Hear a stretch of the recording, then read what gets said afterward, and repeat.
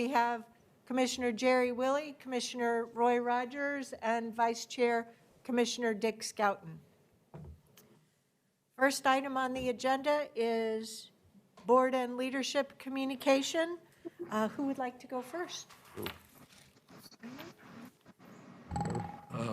I don't have much to report. I did have a Zoom meeting today with John Paul, I would do that, John Paul Bowles. He's the new executive director for the Solomon Berry Foundation. Right. Trail Foundation, and had a good conversation. I gave him a couple of thoughts and some contacts, and I mean, I'm a very strong supporter, and I'd like to help if I can. But he kind of gave me an overview, and I had a few contacts for him to reach out to. At this point, I guess they're really working on getting that initial sort of operating dollars together so that they have a good, strong, functioning foundation, and then from there they can do a large capital campaigns. So that's about the only thing I really have to report for this past week. Okay. Good conversation. Yeah, good. Yeah, it's obviously a great project.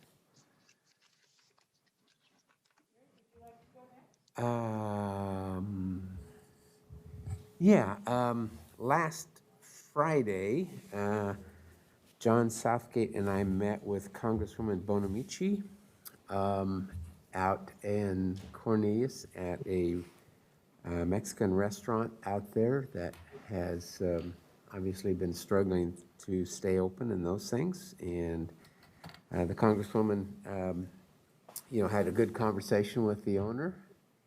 And then we talked a little bit about the BRCs and how they're doing. They also have an event, I believe, next Wednesday that I can't go to, but John Southgate's going to go to. And so, we're just staying up with one of our BRCs out there in Forest Grove.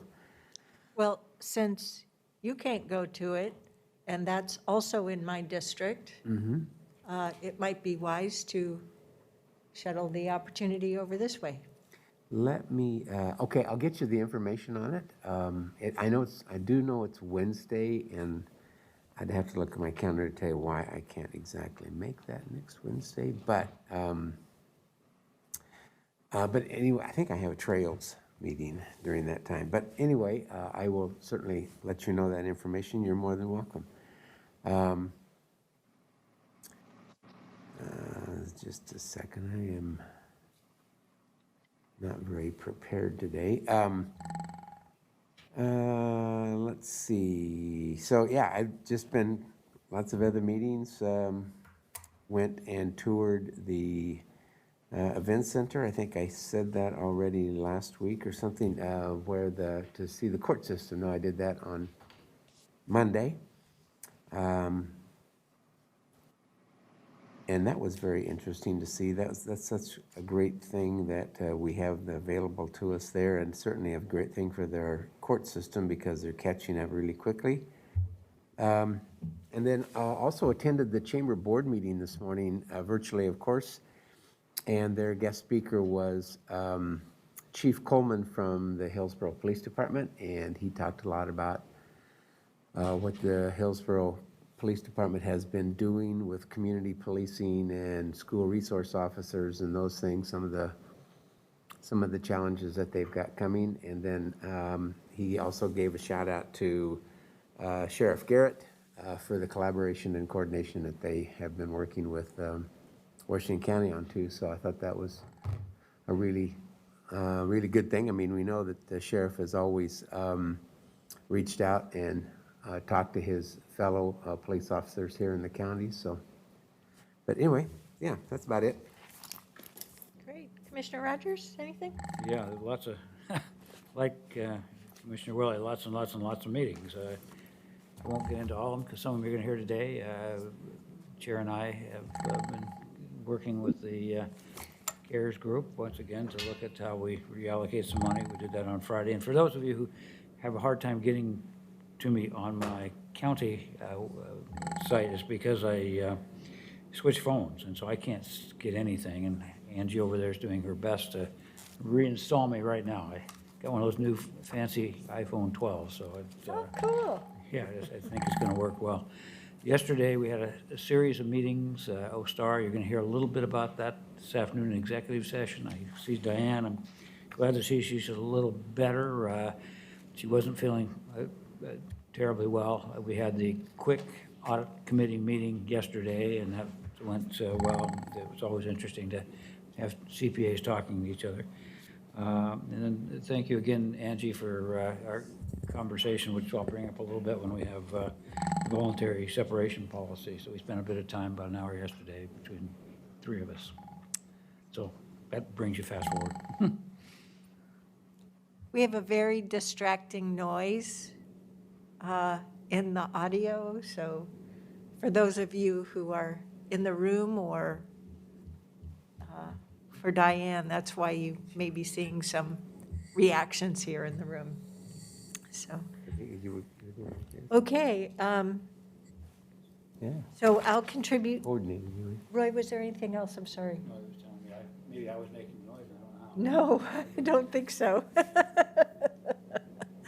So I'll just contribute that last Tuesday evening, I was invited to speak before the Committee for Community Involvement about the charter amendments that are on the ballot. I'm sure everyone has seen on the Washington County Facebook page the nearly daily posts about the ballot returns. So please check that out. Went to the Fair Board meeting for the first time ever. It's only taken me a year and 3/4 to finally have my calendar sync up with their meeting time. And then on Thursday of last week, I participated in a meeting with our other two counties and Metro on the supportive housing services oversight candidate list. So all three, Metro ran the solicitation, and each of the three counties had the opportunity to review the rosters and advance a recommendation to Metro. So with the help of our staff, I looked over that information and the recommendation from our internal staff team and helped contribute feedback in that review meeting for a recommended roster to go to the Metro Council. So I know that Elizabeth was collecting that information and the subset, so we'll get that shared with you.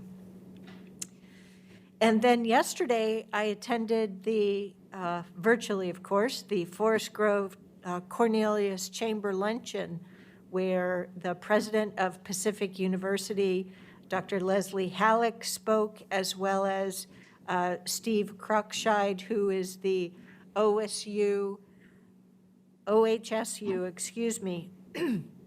Community and Outreach Director, and getting caught up on the health center here in Hillsborough and as well as out in Forest Grove, and their different levels of support, more thorough overview of the whole OHSU network and how the former Tuolumne Hospital is now part of the OHSU family and provides more expertise, more opportunity for residents training and so forth. Really good stuff if you have an opportunity to learn more about that. And that's pretty much it. Here we are, the end of October. November is at our doorstep. Oh, Commissioner Pam Treese has joined us now via Zoom. Commissioner Treese, do you have anything? Yes, and first of all, my apologies. My calendar was messed up. I thought we were starting at 2, so I'm here. I figured it would be better if I joined on Zoom and then come to the meeting tonight. So my apologies. I attended the community action meeting last week. I've been on the board, but due to a lot of different conflicts, as you mentioned about the Fair Board Chair, it was my first meeting at Community Action, but it was a great meeting and it's a great board to be a part of. The other piece that I wanted to share is that I have met with Commissioner Vega Peterson and Commissioner Martha Schrader about the dues structure moving forward for AOC. I've talked with the chair about that, and I've provided the dues structure for AOC, or the proposed dues structure that will come before the AOC board, to Tanya, Angie as well. So it was an awareness piece on my part to make sure that we were all on the same page there. I believe that that's it. And once again, my apologies for not letting you know ahead of time that I'd be on Zoom. It's quite all right. No apologies needed. I actually think it's good for us to each individually attend via Zoom, even if we don't have to. It'll help me make sure that as the meeting facilitator, that I'm practicing good skills. So. I like the background that you've got there, Commissioner Teresa. It's not the usual Chinese portrait in the back. So I know you're not home.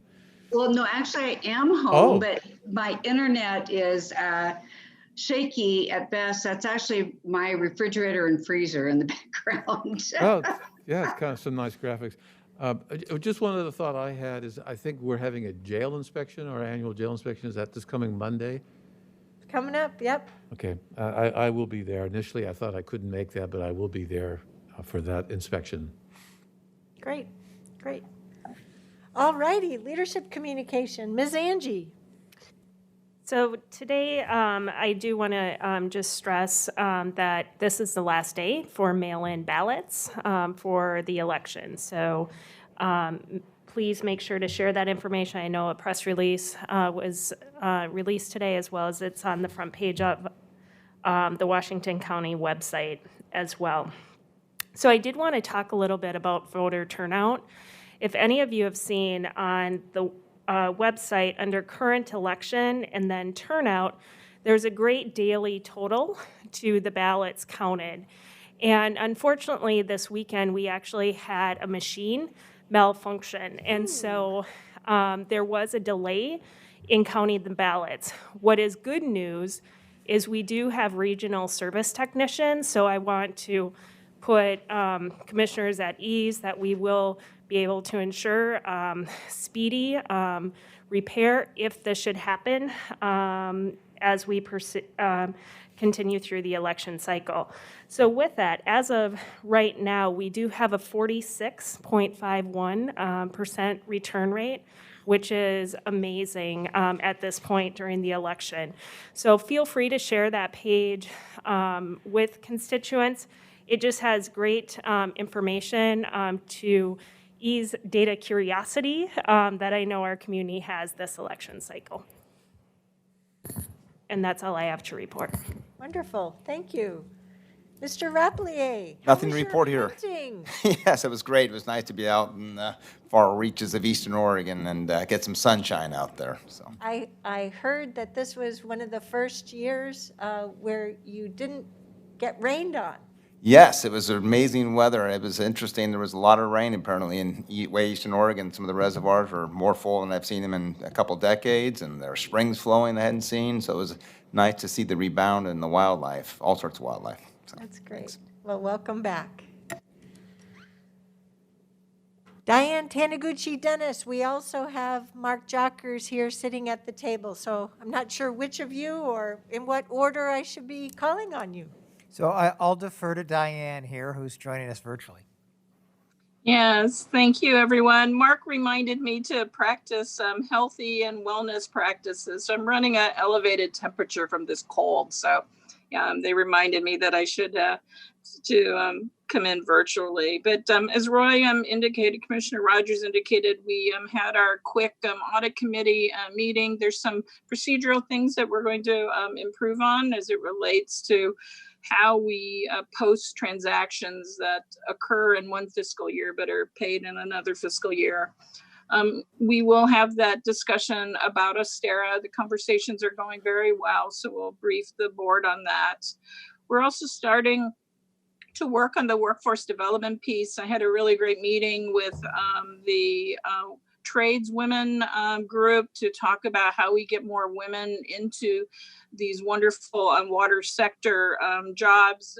And there's lots of great ideas and connections there. So we'll be looking at how do we continue to develop our workforce and to increase the diversity, both women and also with other folks in the community, so we're more reflective of the region.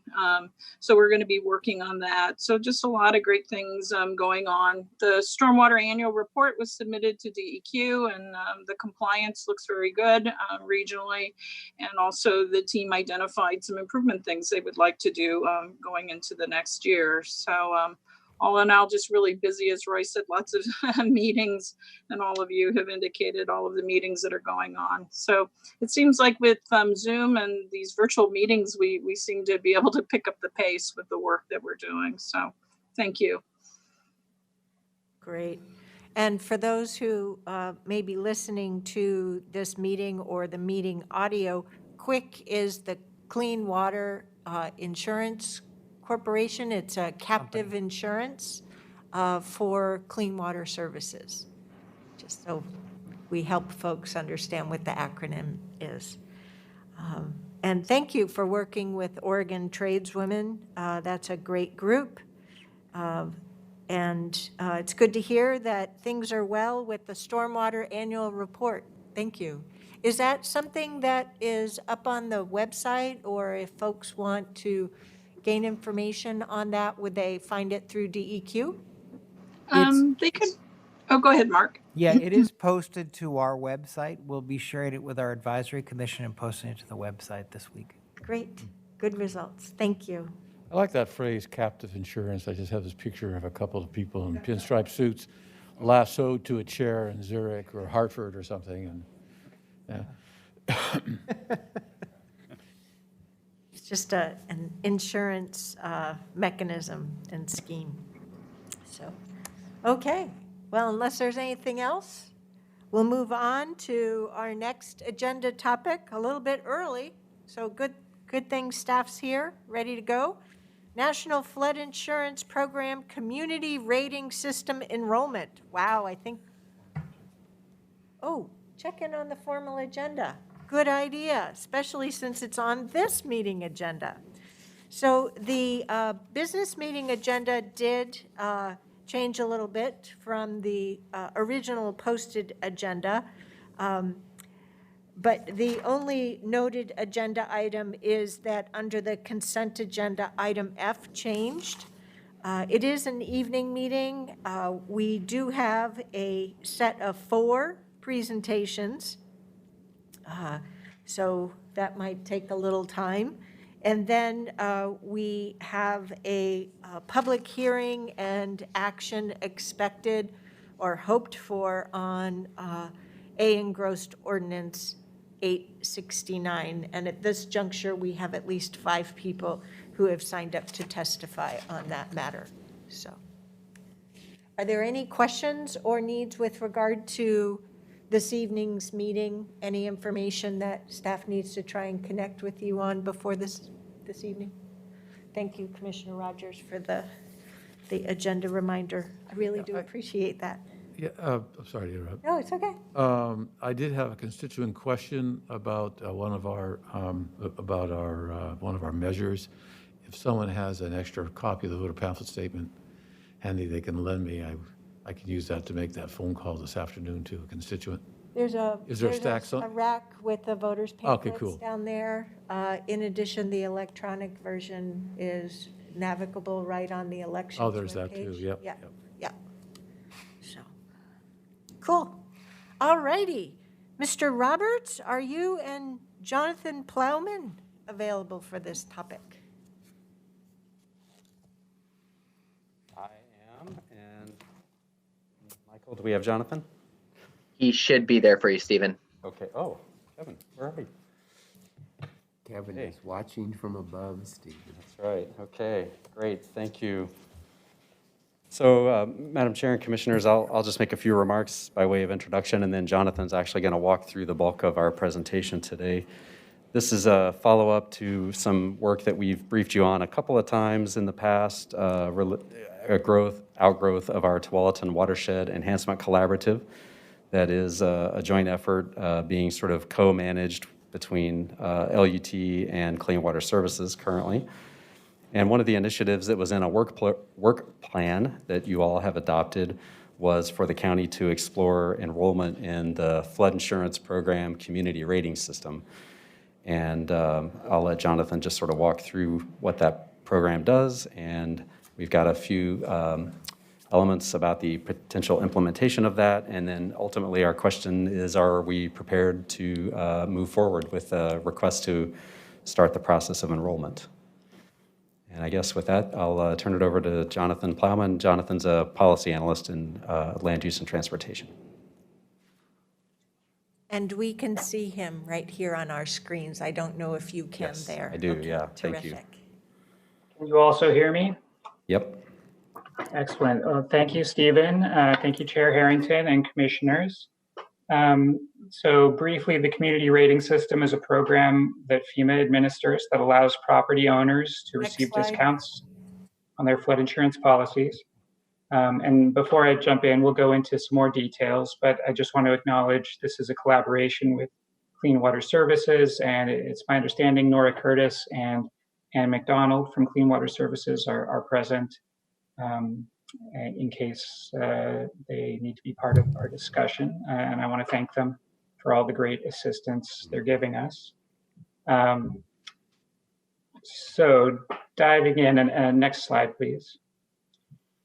Just a term that you're going to hear a lot in this presentation is the special flood hazard area. That's the area that FEMA identifies on their flood insurance rate maps. It's commonly called the 100-year flood zone or the 1% annual chance flood area or just the floodplain. But in this presentation, I'm going to try to remember to refer to it as the special flood hazard area, just to be a little more precise, because that's what we're talking about.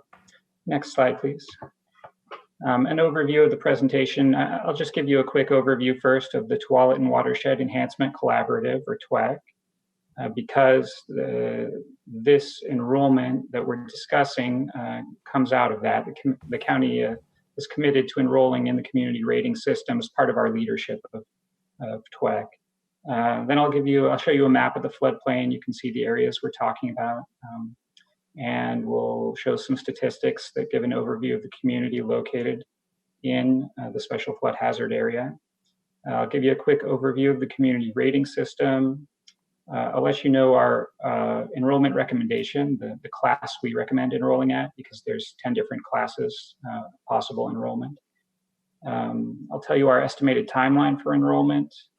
I'll tell you the community benefits that FEMA estimates enrollment would generate, the amount of effort we estimate that the county would be required to undertake, a few potential code updates that we believe might be required, and then finally see if the board feels that we're ready to move ahead and submit the letter of interest, which basically asks FEMA to begin the enrollment process, does not commit the county to enrollment, just gets the process started. Next slide, please. So this is a brief overview of TWEC, or the Tualatin Watershed Enhancement Collaborative. Its objective is to mitigate impacts of flooding and erosion while supporting watershed health. It's currently focused on the geographies of Cedar Mill Creek and North Johnson Creek. That is an initial pilot phase, which is intended to help develop strategies that could potentially be implemented in other parts of the Tualatin River watershed.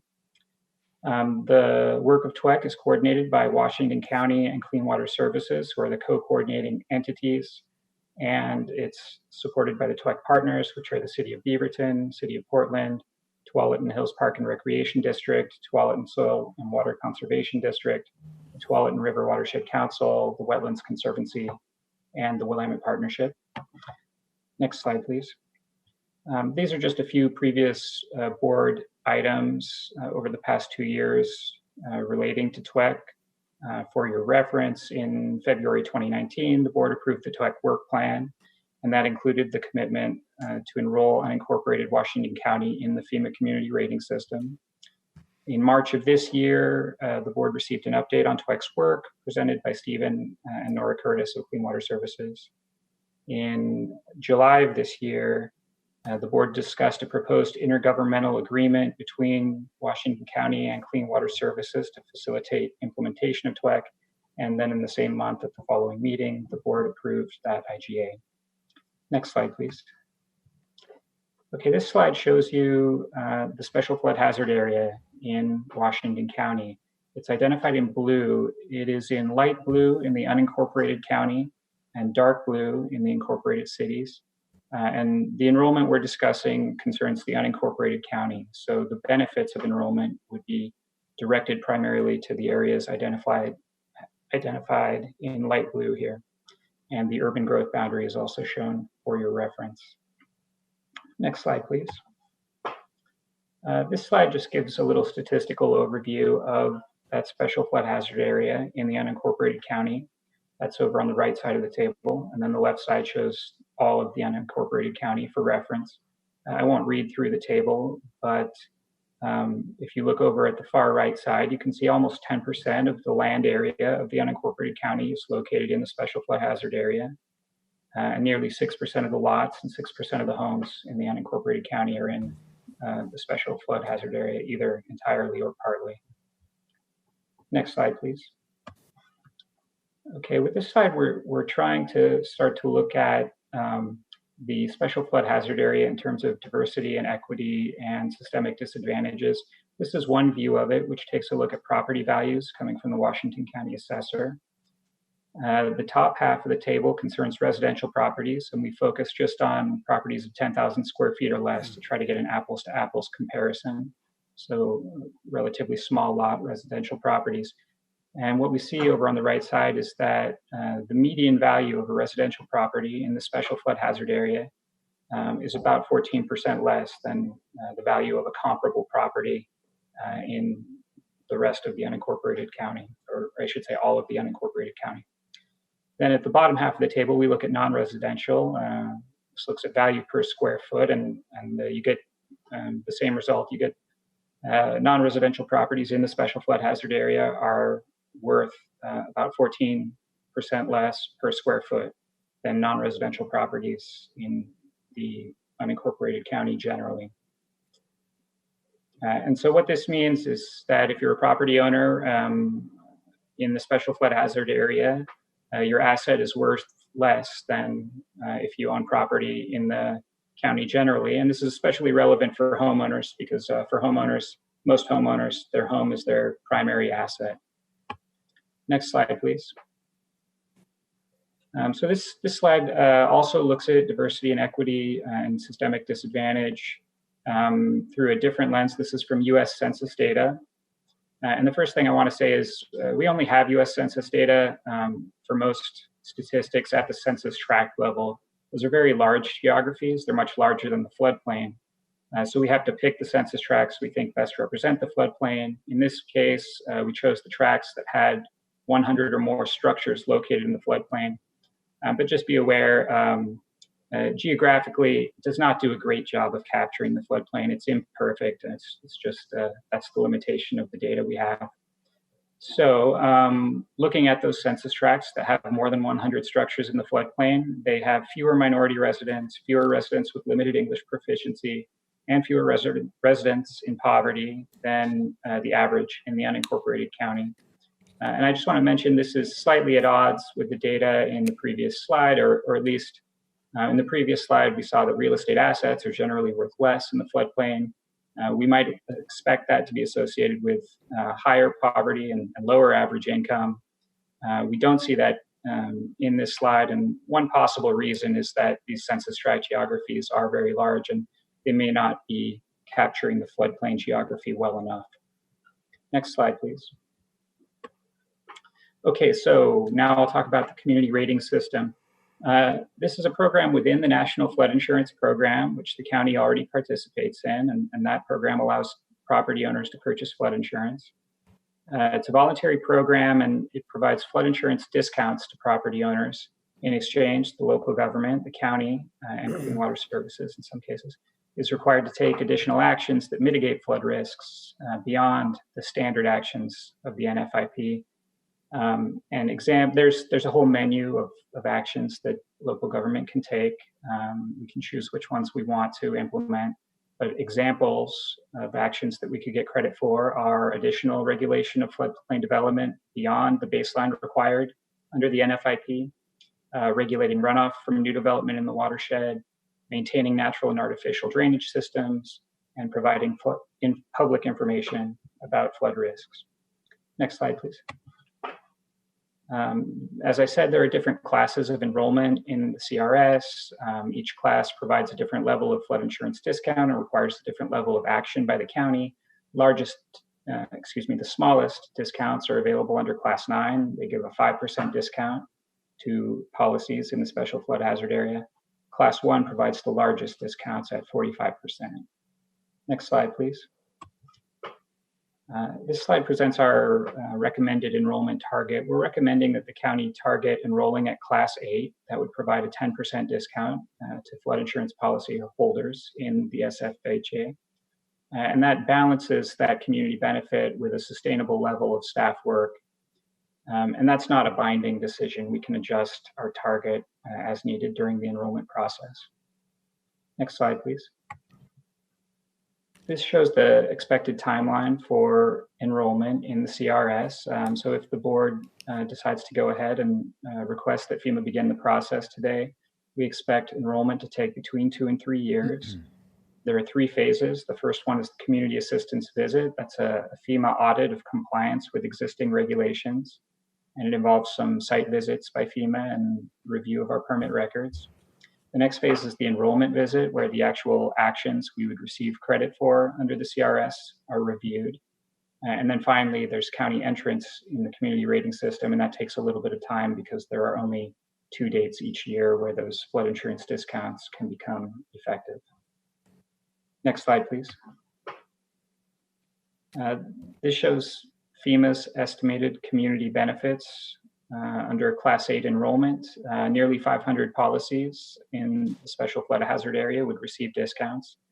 The average discount for each policy would be $122 annually. And the total discount to all policies would total nearly $60,000 annually. Next slide, please. This is our estimate of the amount of effort by county and Clean Water Services staff that would be required to enroll at Class 8. We estimate the first phase, the community assistance visit, would take between 900 and 1,500 hours of staff time. The enrollment visit is a much smaller piece of work, but it's harder to estimate. It's variable. It depends on how complete the information is that we submit during that first phase. And then we expect the annual recertification process to take between 300 and 600 hours of staff time. And these estimates, again, include staff from both land use and transportation and Clean Water Services. Next slide, please.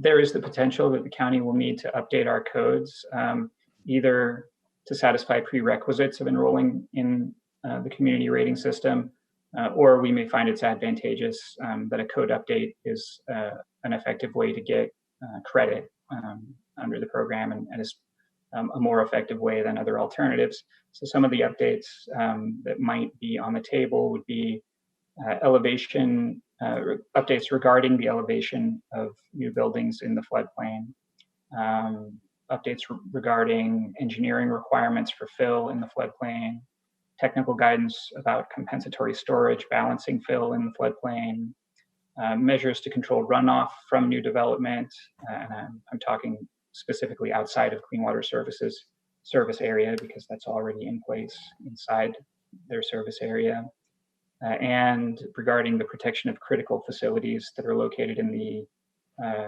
0.2% annual chance floodplain or the 500-year floodplain where flooding is much less common. Next slide, please. So that concludes the information I'm presenting. And at this point, I wanted to ask the board if you have any questions or any feedback for us. Commissioners, do you have any questions on this item? So if I understood the presentation and having looked at the slides earlier, is the cost is somewhere in the neighborhood of about a little under $60,000 a year? Did I understand that correctly? Actually, $60,000 a year is the estimated benefit that we believe would accrue to property owners. Well, I should say insurance policy holders in the Okay, floodplain. And what about our staff costs? So I'll give you a range, and I just want to say county hasn't gone through this process before, so we're estimating things a little bit in the dark, and we take the estimates with a grain of salt. I would say what we're fairly confident in is that initial enrollment would cost more than the annual benefit property owners will receive, and that the annual recertification we expect will cost less than property owners will receive annually.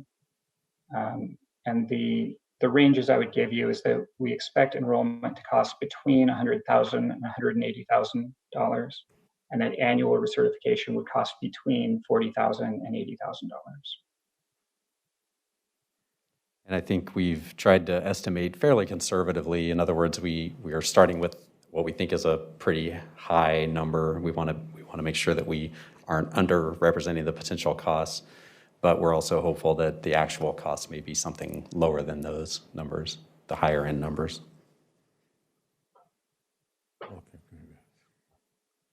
Could you juxtapose, I can't seem to say that. Justification? Could you relate those cost numbers over with slide number 8, which is trying to help me understand the area, the urban unincorporated area that's in the SFHA and the rural area? So the only areas that would not benefit would be those properties in cities, correct? That's correct. Yeah, cities would each need to enroll in the program on their own. Okay. Do you know if they are? Our understanding is that Beaverton has certainly expressed interest in doing it. I don't, Jonathan, you can speak up. I don't know if they've made a firm commitment that they're moving forward, but they certainly have expressed a strong interest. Yeah, that's my understanding. I believe last I heard from Jim Duggan at Beaverton, they're at about the same place we are, where they're preparing to brief the city council similarly to this briefing to get started enrolling. Okay, but my real need is to make sure I understand this chart more effectively. So you've given us, over on the left-hand side of this table, the entire acreage and number of lots and homes and square footage, and then you've tried to give us the data on how much of that is part of this floodplain profile. For example, in urban unincorporated Washington County, there are over 77,000 homes and 13.6 thousand homes in the rural area. And a much smaller percentage of those homes are in this floodplain area, to the tune of 3.1% in urban unincorporated Washington County. And of the rural homes, almost 20% of them are in this floodplain profile. Am I reading this right? Yeah, and That's exactly right. Yeah, and Jonathan could maybe clarify too, but I think again, the data isn't super precise. It's a little bit difficult to know whether the structure itself is in the floodplain or if just a portion of a property is in the floodplain and the structure may be out. So, but that gives you an idea of how many properties we're assuming homes could be in the floodplain. Yep. And you gave us a breakdown on value, assessed value. Well, on the next slide, it says real estate market values. Are those assessed values or market rate? No. I think that's going to They be come from the county assessor, but it's their estimated market value. Okay, all righty. Okay. So in terms of costs, what I'm getting my head around is, as a county, we definitely are a service provider for rural areas. Where it's a little bit gray comes to these urban unincorporated Washington County areas, because we're not a city, so we are not getting the city help, meaning city taxes and fees to help provide for the cost of this, but we're their only service provider for this sort of thing.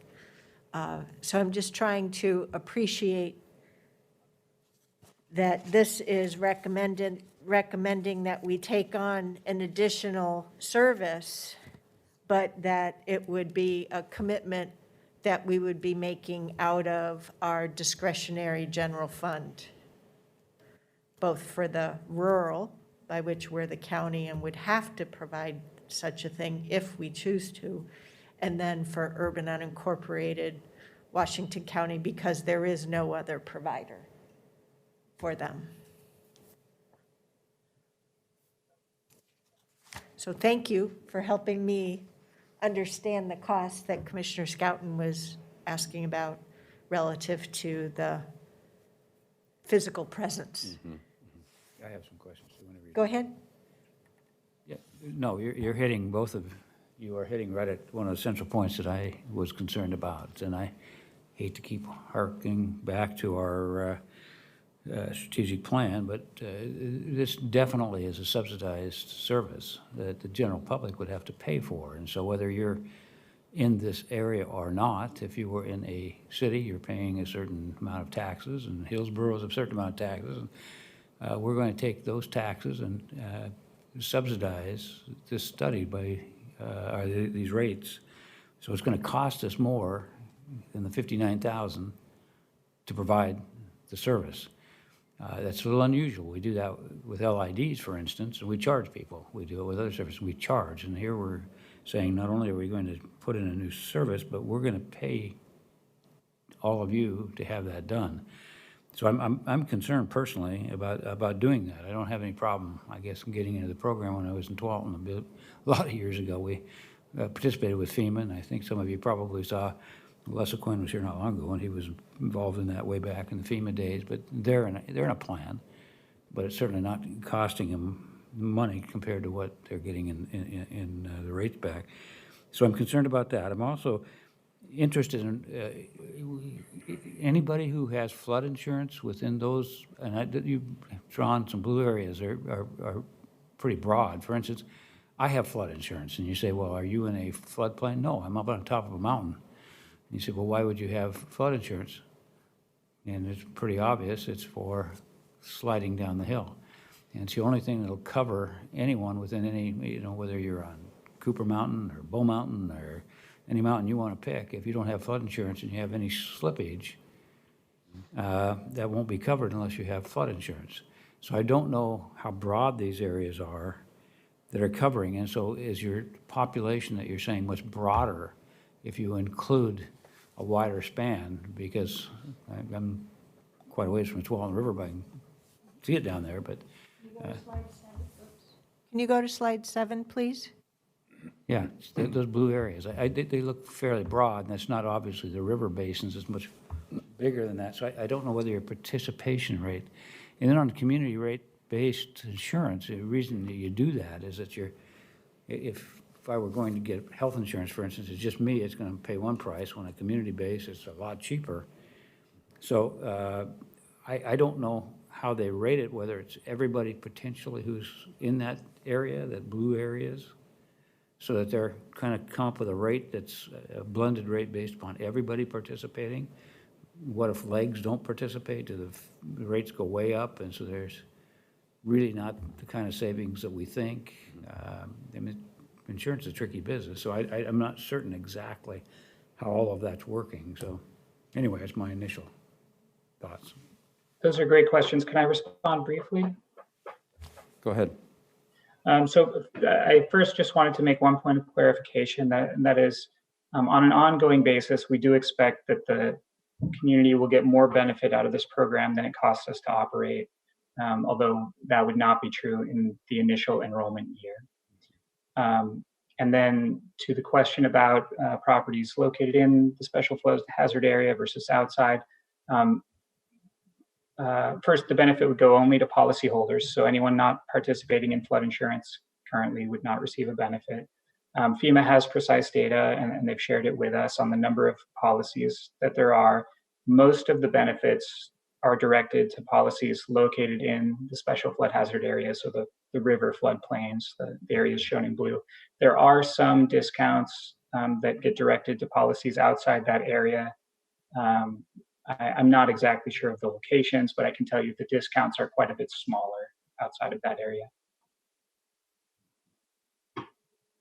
So you say that that FEMA has data that shows that there's a benefit to the policy holders who participate in this program.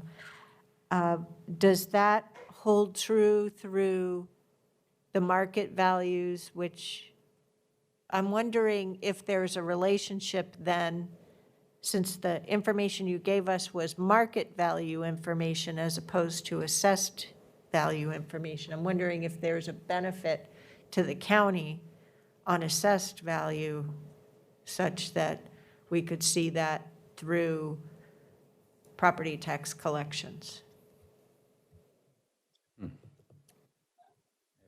Assessed is usually less than market, though, so we won't get anything out of it, really. Yeah, that's a very interesting question, and one that we may need to ponder a little bit to think about further. I think on its own, just the fact that you had flood insurance or cheaper flood insurance wouldn't necessarily increase the assessed valuation, but that's a complex process in its own of assessing properties, and so I'd be well outside my comfort zone trying to speculate there, but it's an interesting question. If this were coming out of the LUT budget entirely, what would you recommend? Just give me more money. Oh, I'm not saying. No, We're gonna that's have not that what he said. conversation Yeah. Come on. Yeah, I do think, to Jonathan's point, I think there is a larger upfront cost, and then I think the ongoing costs would be relatively manageable. But you raised a great point, is that that is a new service that we are not providing.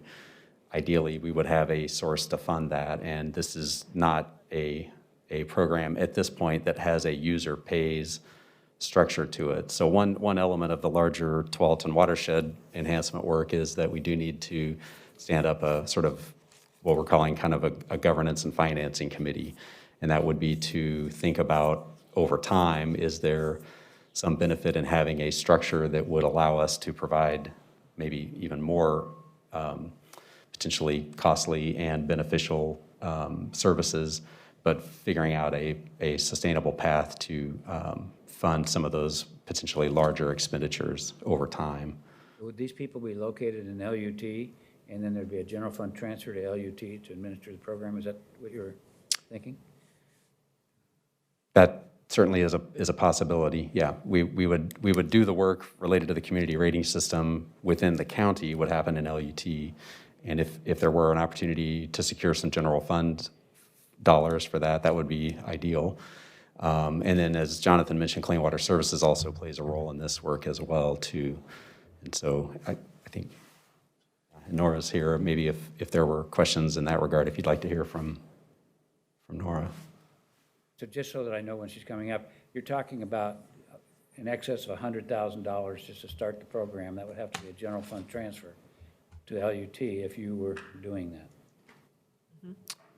Yes, that would, yeah, we could incorporate that into our budget request, yes. So good afternoon. Couple of points. The staff time initially for Clean Water Services would be funded out of our surface water management revenues. So that's how we would cover our staff time right now. The second point is I just wanted to bring up is that FEMA is anticipating large-scale increases in the cost of providing flood insurance, and in partial, as a result of the hurricanes and other natural disasters that they've had. So the benefits to the individual property owners will increase substantially because their rates will increase substantially. So just a couple of points there. Well, so I'm not trying to jump in on anybody else's questions, so what I'm trying to get to is a point by which I understand that FEMA's estimating that there will be high increases in flood insurance and flood insurance premiums. And so there may be property owners that are interested in figuring out how they could have potential discounts. This proposal is recommending that we possibly invest in additional county service that could provide for a 10% discount to those who participate voluntarily in such a potential program. But we don't know what that customer shed might be. I'm wondering if it might be useful to ask for the board to provide direction back to our staff to figure out how they could put together call it an enrollment program for such customers so that we can gauge where there might be interest. And then to figure out a finance model to help, to not just help, but to actually pay for the service. I think that's a great idea. Yeah. Maybe, I don't know if we can create a local flood control district or something like that. Yeah, and I That think could that's, just be a few pennies on 1,000, but it might see some real benefits to many property owners with respect to their insurance. And it might be a good thing to do politically as well, because believe me, we all know that from past experiences that when someone is really impacted in a negative way by flooding, it's heartfelt, it's tragic, it's a tough matter to pursue, and constituent issues. It's very challenging and tough. And particularly, what we're seeing now are heavier weather, more intensive weather events that are stressing our surface water systems. So we all need to be looking at our home insurance coverage, and that includes rental insurance coverage for everything from fires and floods and earthquakes. And the cost pressures mount. And so there's the individual household choice of, well, do I invest in this for something I may or may not need? But then knowing that the stakes are getting higher and higher and higher, to have the peace of mind that if you do lose your home, that you have a strong potential for cost recovery.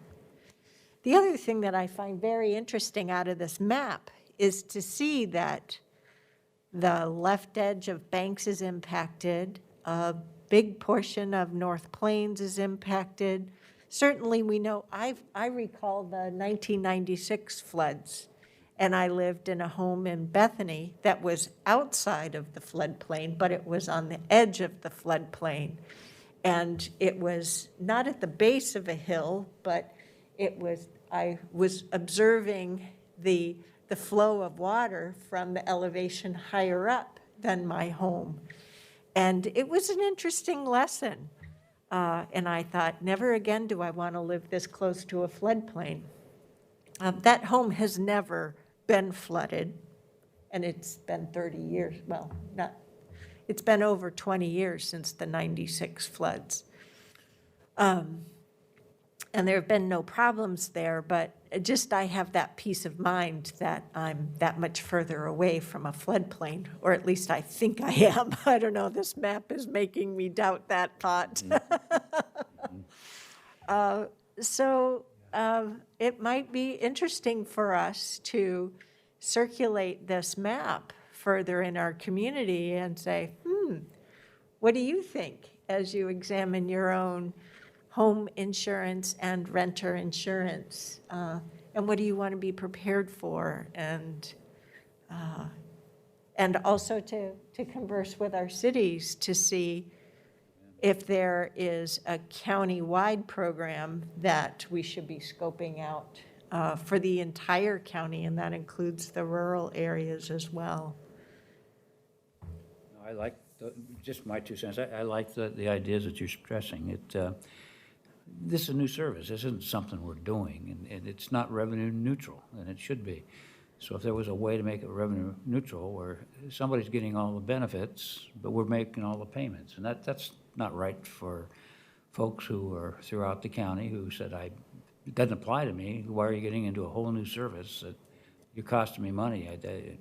So if there was some way to capture it, I understand Commissioner Scouten's point that, these are always difficult things. We don't want any catastrophes, but it just doesn't seem very fair for the general electorate to be paying for benefits that only certain people accrue. And if there was some way to capture that, I'm not saying we get all the difference. We're not making any money, but some way to capture some of the costs, and they're going to get the benefits.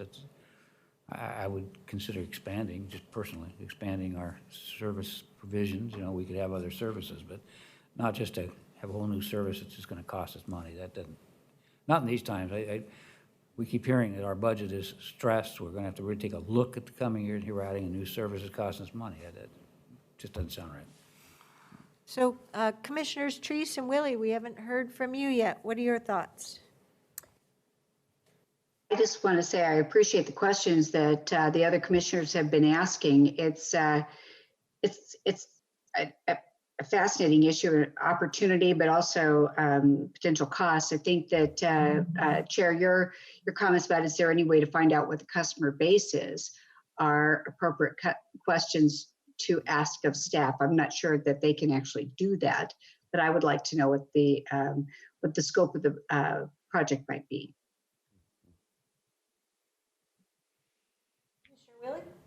Yeah, could you go to slide 13, please? I think that's what it is. So we're recommending a Class 8. If you go back one slide, Class 9 provides the smallest discounts. Class 1 provides the largest discounts. Okay, so I had that backwards in my mind. So Class 8 provides them with a 10% discount on their flood insurance. So, and it also, and then could you go to the slide that shows the obligations that we will have to comply with this Class 8? Is that slide 16? That one? Well, that's the one what our staff investment's going to be. No, there was one in there that said what we have to do to comply with Class 8. I thought I saw one in there because. I think it's the code changes. Oh, Maybe Slide slide 17 14? shows some potential code changes, but it's not exactly a summary of everything to attain Class 8 enrollment.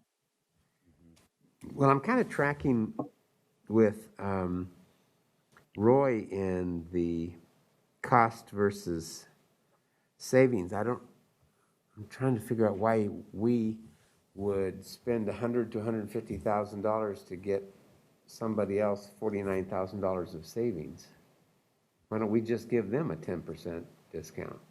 And we don't have to comply with all these other things. I mean that's probably a stupid thing, and we certainly need to do everything we can to mitigate flooding. Yeah. But what's going to happen when we do this and we Slide get a 15, please. Slide 13? No, 15 this time. See here, they estimated the number of flood policies that are already in place.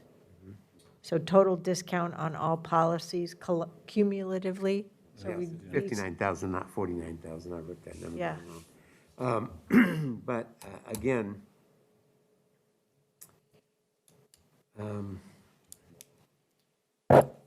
trying to understand why we would do Doesn't seem like it balances yet.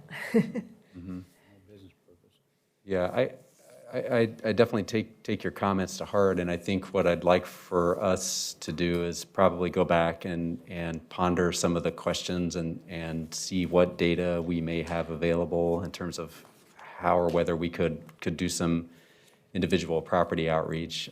I think going back to the larger initiative, I think the intention here was an acknowledgement that as a community benefit, right, this notion of developing more stringent, requirements around our floodplains and providing this benefit was something that made sense sort of at a conceptual level. Now that we're at the point of actually proposing something more concrete, and I think acknowledging some of the costs and the trade-offs that come with that, I think now the conversation is really focused around, is that a community benefit, right? Or do we want to look back to a model perhaps where those who benefit directly would help subsidize the cost? And so I think those are excellent questions, and we can go back and try to assess that.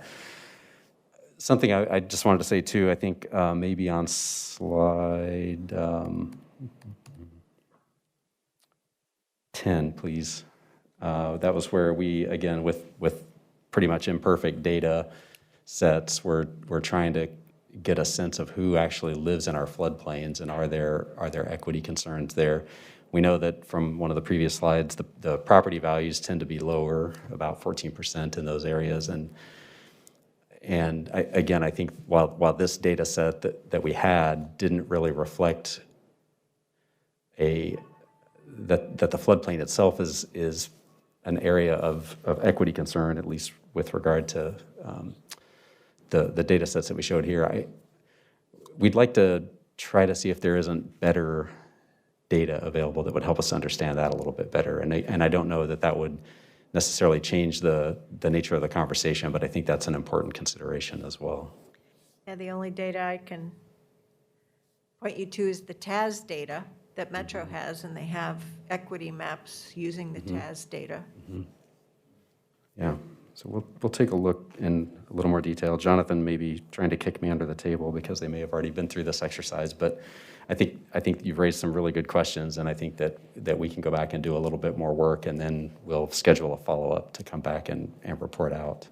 I'd like to also add that the decision to go in at a Class 8 depended largely on documenting and taking credit for programs that already exist.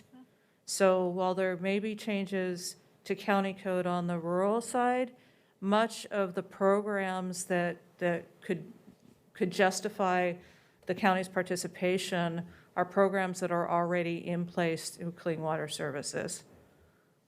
I have a question then, and Diane may give me an evil eye here in about 2 seconds. But if this is really an insurance program, who you lay off the insurance to? I mean, if it was a big loss, you go to Lloyd's of London and reinsure, you do lots of things. But why wouldn't this, in your analysis, be what they call a cell, that you could do a cell company with the quick and cut out all the administrative costs, because that's what you're paying for, is this administrative costs. And you already got Clean Water Services deeply involved in this, which is a service that they would do. You could run a program, and it could be very cost effective. And these quick is the main body, and then they have what they call cell organizations, which is subsets of that you could lay this particular liability in and insure for it. I mean, this sounds like a real natural for that. So I don't know, just a thought that maybe you'll collaborate a little bit and think about that. Yeah, so this is Diane. So that, currently the Clean Water Insurance Company is organized around managing the district's specific risks as it relates to general liability and vision and dental insurance. So we were also looking at medical insurance in the future and earthquake insurance, as well as things like insuring our drones. So it was all focused on the risk of the district. So, but there is nothing that prevents us from reorganizing Quick to also offer insurance products like this, but it's a different kind of captive insurance where you would actually be getting into insuring of our people's risks, so of our population's risk. So that's different. I mean, we would need to really take a look at it, and it would take quick structure to a different product line, right? So in essence, we would be behaving like an insurance company. So we would really have to study that. But there's other insurance questions that came up. There's folks that are worried about how do they insure for their service lines, right? Their sanitary sewer service lines when it failed. So we always looked at those as a whole separate product line from the current configuration of Quick, but you could certainly insure the risk associated with flooding that impacts the district's liability and risk profile. But if this is something that the board is interested in, then we would need to do some work to really frame what it means to move Quick from just ensuring the utilities CWS's liability to broaden its purpose. But it's something that could be evaluated. Even if it were a cell, if you had a cell organization? Yeah, I have to sort of noodle through this. It could be, cells tend to manage other, like a group of utilities, like-minded utilities, right? Could be part of a cell. This is actually getting into, more broader insurance products for individuals. So I just need to kind of ponder this a bit and talk to the captive insurance folks about how one would go about doing that. But if we change the business model, it opens up a whole other suite of products that we've been curious about. So if this is something that the Board of Clean Water Services is interested in, and also the Board of County Commissioners is interested in, we can certainly do some legwork to do the research with Marsh and our captive folks. So it's exciting. It's exciting. Yep. Well, Yeah. and another brainstorm, the Tualatin Valley Soil and Water Conservation District also applies to the entire county. And I don't know if there's any overlap there, so. But it doesn't sound like we have a situation where we're ready to proceed. And just in closing, I want to mention in the letter, the draft letter, talks about the county being interested in participating so that our residents will qualify, and I think it's may qualify, because there may be other factors involved in that program that may or may not disqualify such a property from such a program. Something that's out of our control. Yep. That's what you're getting to there? Yep. Okay. Yep, great. Okay. Okay, I think I have a list of things that we're going to work on, and we will communicate back with you when we have some additional information. Great, terrific. Okay. Thank you. Thank you all. Thank you. So we'll move on to the next agenda topic. Stephen Roberts is still on the hot seat for Land Use and Transportation Financial Update, accompanied by Sheila Giambroni of his team as well, and Andy Back. Yeah, I wanted to invite Andy to come up as well, and so we'll run through a number of different programs and funds across the department, but we'll spend most of our time in current planning and building, which we've spoken with you earlier this year as we were talking about fee increases and some of the dynamics happening in those work groups. So I just want to be clear too, I'm here primarily today just to provide information and have a dialogue and solicit any ideas, feedback that you have. There is a bit of an ask that's tucked away in here, which is, as we talk about current planning, is there an opportunity potentially to consider a little bit of a different funding model for that work group? And so we'll talk a little bit further through that. And I think feel free to stop me along the way, although I have a fair amount of content, and I'll try to move through that as timely as possible. And several of you have seen earlier iterations of this, and so for benefit of folks who haven't, I'll try to hit the high points as we go through here. So next slide, please. So we'll talk again, as I mentioned, current planning and building services. We'll also talk about our long-range planning function and specifically community planning. We'll talk a little bit about the road fund, which primarily is gas taxes, vehicle registration fees. And then lastly, just very briefly to touch on the MSTIP, the Major Streets Transportation Improvement Program, and the Urban Road Maintenance District, or URMD. Next slide, please. So just a few statistics. I won't read through all of these. A little bit about what we do in current planning and building. So we do serve the unincorporated areas, both urban and rural, about 260,000 people total. Our primary functions are minimizing loss of life and structural damage by implementing building and construction codes. We're working to try to maintain community livability by implementing our adopted plans and codes.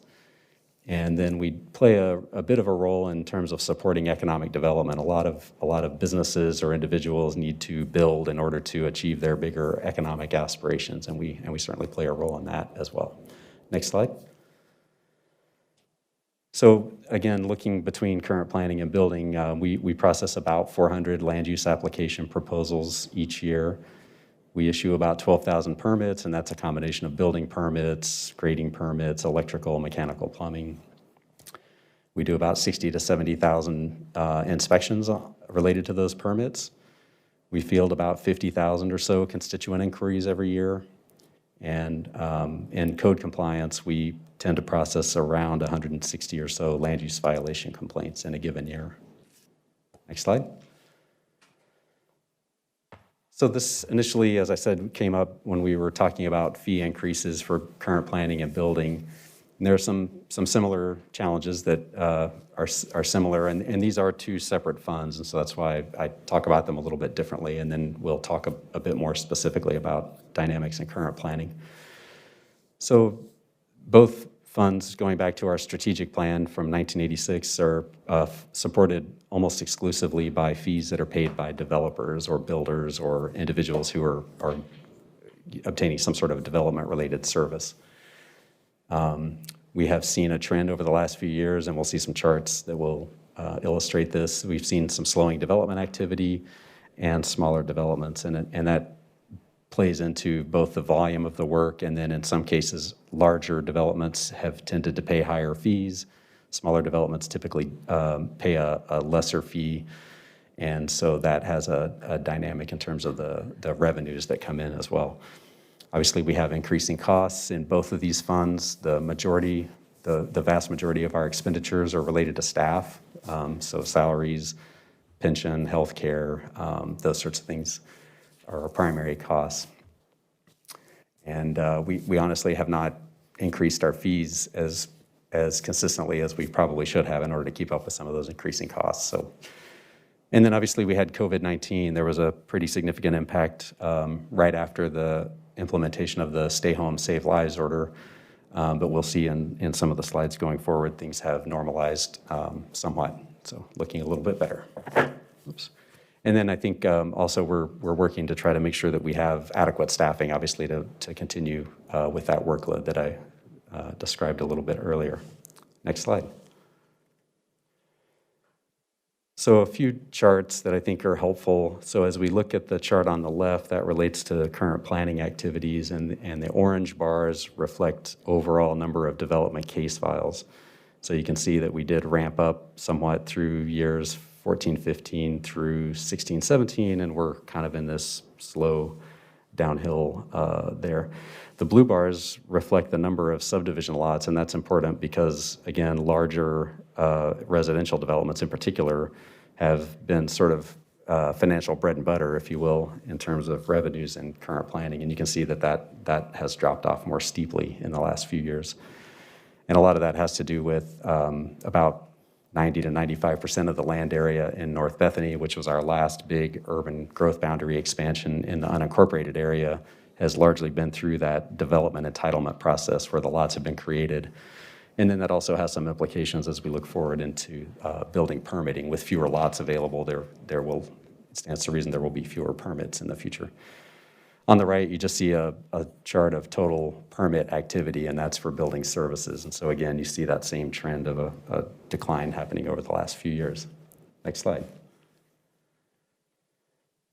So I have a similar chart for both current planning and building services. And so what you're seeing here, the blue line is revenues, money coming in. The orange line is expenditures, money going out. And then the gray bars reflect the ending fund balance, so reserves, essentially, if you will. And so you can see that development is obviously cyclical. This is going all the way back to 2004, 2005, when we hit a peak just before the Great Recession. We obviously bottomed out during the Great Recession, and then we saw a big uphill trend, and that was driven, I think, in large part by North Bethany. We had, excuse me, we had the Nike campus development applications came through. In that time period, Beaverton School District had a bond program and built or renovated a number of facilities. So again, we're seeing that gradual slowing trend. And so what's happening right now, our expenditures are exceeding our revenues, so that means our fund balance is declining. Can I ask you a question? Go ahead. Go ahead. Yes. I'm a little confused about what constitutes the color of money in here. Where's that money coming from, and what kind of planning? Is this generalized planning around the county, or is this planning for permits? And then the revenue sources, is that general fund money, or is that development money? Thank you. That's an excellent question. So current planning is really our development review function. So that's reviewing specific development applications for compliance with applicable development code requirements. So that's not the broad, general, community-wide planning. That's done in our long-range planning and specifically community planning section. Purely current, okay. Yeah. So the color of money in current planning and building is almost exclusively fees from developers or builders. Okay, tells me a lot. But also if I look at how revenues were declining during the Great Recession, okay, but expenditures were up there. But then there was this crossover point. And if I understand you correctly, the delta between the revenues and the orange in expenditures wasn't so much by virtue of increased fees as it was the benefit of increased activity through North Bethany, the Nike campus expansion, and the school district bond programs. Correct. But it seems now we're at this point where there's another crossover in the opposite direction of prior to the COVID recession that we're experiencing now. But this is one where we now have to acknowledge that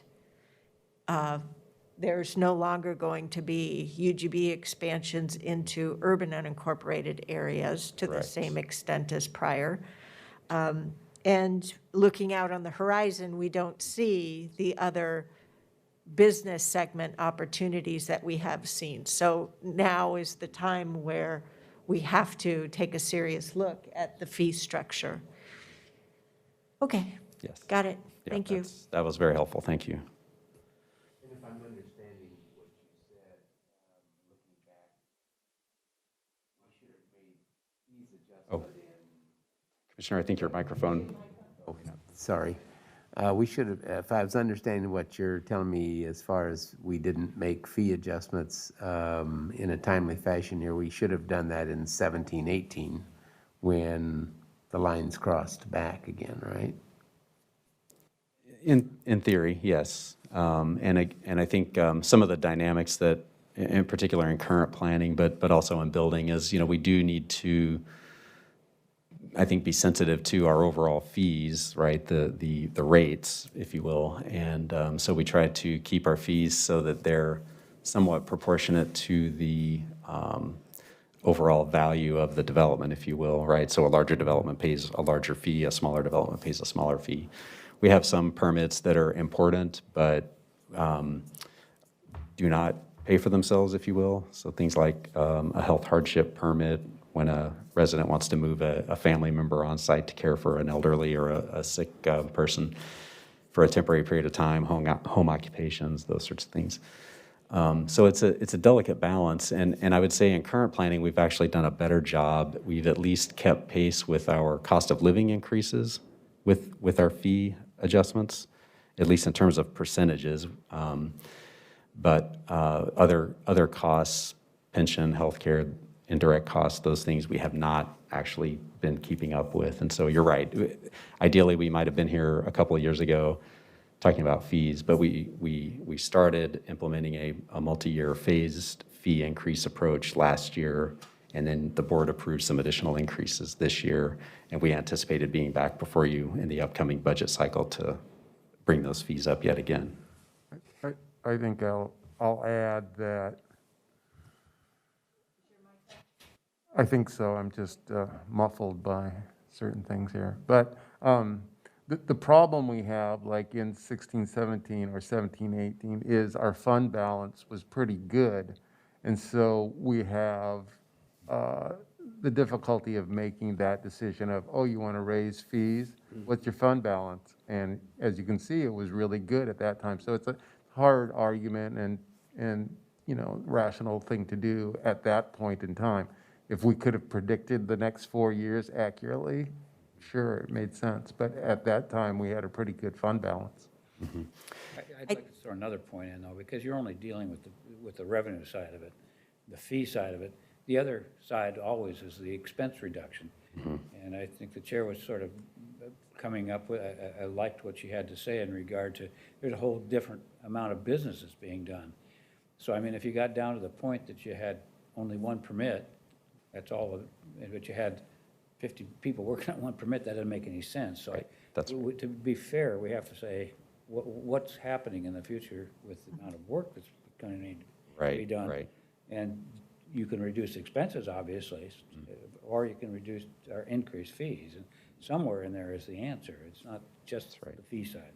Yeah, I think no matter what we decide to do with regard to fee levels, I'd like to see that in years ahead, that once the delta between revenues and expenditures hits a certain range, in this case, it looks like a no greater than a $500,000 range out of a $3.5 million, that there's a flag, big red flag there that says, whoops, you know, so that it gives you that timing between the crossover point. But it's definitely, you know, wow. So that we don't get too far behind.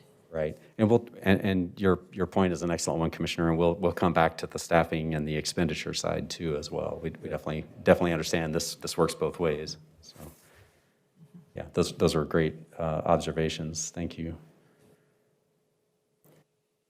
Next slide, please. So we have a very similar chart here for building services. The numbers are different, but the general trends are the same. So again, it's a cyclical business that we're in. You know, we had that crossover again occurred at essentially the same time in building services as well. And as Andy was saying, with a substantial fund balance, it's you know, and it is difficult. We can sort of try to identify the macro trends that are going to be happening, but it's difficult to understand just the individual dynamics of the real estate market, what's coming or what may not be coming. So not being able to have any real participation in that cultivating the work that's coming in, if you will, is an interesting challenge for us. Next slide, please. So I mentioned briefly just the impacts from COVID itself. So these charts, current planning on the left, building services on the right, look fairly similar. And I think a couple of points here that I like to point out on this are that there's not just the sort of cyclical volatility over longer timeframes, years, but even in a particular month-to-month scenario, we just see a lot of variability. And the blue line here reflects 2019. So again, a fair amount of variability just month to month in what I would look back on fondly as a normal, air quotes, normal year. And then obviously we have seen some declines in our revenues related to COVID. And these numbers, 4% down right now in current planning for this same April to September 6-month period from last year, 20% down in building services. Earlier in the, more immediately after the shutdown order, these numbers were in the 60 and 80% range for the first couple of months. And so it was pretty scary for a short while there. But again, the good news here is that over time, things have normalized to a much greater extent. So that's a positive indicator for us. Could you remind me, when we adopt new fees, do we usually do it on a fiscal year basis? That's correct, yeah. So they would take effect on July 1, yeah. And I would note too, and it isn't on this chart, but in both current planning and building, our revenues for March were actually ahead of where we had been the prior year. So we were up about 3% in both funds year over year, up until March. And then obviously now since March, we're down 4% below last year in current planning and 20% in building. Next slide, please. So as I mentioned, we've sort of seen this larger trend coming, and so we've been taking what I would call a pretty measured response. Like Andy was saying, we didn't rush immediately to raise fees because we understood that there were, obviously we had a fund balance, difficult to understand whether we were seeing sort of a short-term slowdown or was it part of a larger trend. Obviously, the board, as you'll recall, you approved fee increases for us in fiscal year 2021. And I have an error on the slide here that should say the first half of the increase took effect in July, and then the other half will kick in on January 1. So those were essentially 5% across the board increases in both funds, and then we had some additional, more targeted increases in current planning as a part of that as well. We've been holding positions vacant for a while now, so we're only refilling critical positions if someone leaves, and we just can't make do without a particular position.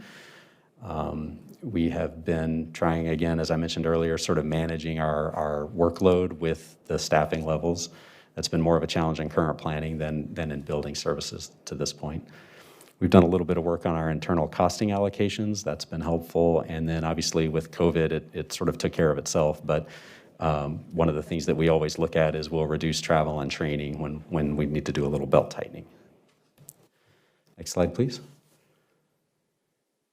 I like this slide too because I think it just sort of helps illustrate that I think the measures that we've been taking are working. So what this is showing you is on a monthly basis over the past several fiscal years, were we bringing in revenue or essentially spending down our fund balances?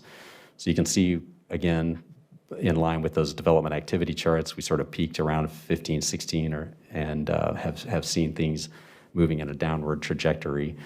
In both funds, with the measures that we've implemented, both the additional fees and again, managing costs, we anticipate that we're slowing down that rate of monthly spend down significantly in both funds by about a third to 40% in both of those funds. So we're moving in a good direction there as well. Next slide, please. So back to current planning now more specifically. So some of the unique challenges, again, as in both funds, we do rely on development fees to cover pretty much all of the costs. And the big exception in current planning is code compliance. We do get a general fund and video lottery allocation that helps to pay offset most of our, not all, but a significant portion of our code enforcement expenditures. And as we look at current planning, more so than building, I think that you could look at it and say that there are some services we provide that benefit specifically developers in the development community, and then there are some additional sort of community-facing services. And actually a good tie-in to our last presentation, one of those we'll get to here in just a minute, is floodplain management. So next slide, please. So this looks at the staffing, and so the blue bars reflect budgeted FTE, full-time equivalents, and the orange bars reflect the actual staffing. And so you can see we've never, going back to the Great Recession here, we've never fully staffed based on what we've budgeted. And again, I think a lot of that just gets back to trying to be responsible stewards, if you will, of our fee revenues and our fund balances. Not just staffing up because we had a little bit of extra money laying around, but really trying to ensure that we have the workload and the staffing are somewhat correlated. And we just run a very lean work group in current planning. And what was interesting here is that as we look back to our lowest actual FTE level during the Great Recession was 13, 14. We're essentially at that same level right now. Our workload is somewhat higher, so we have improved our efficiency, if you will, in terms of the workload per employee, but we are very lean in that work group. Well, and also I think moving ahead, you'll need to keep good statistics on the amount of acreage and development activity in the urban unincorporated areas versus the unincorporated rural areas.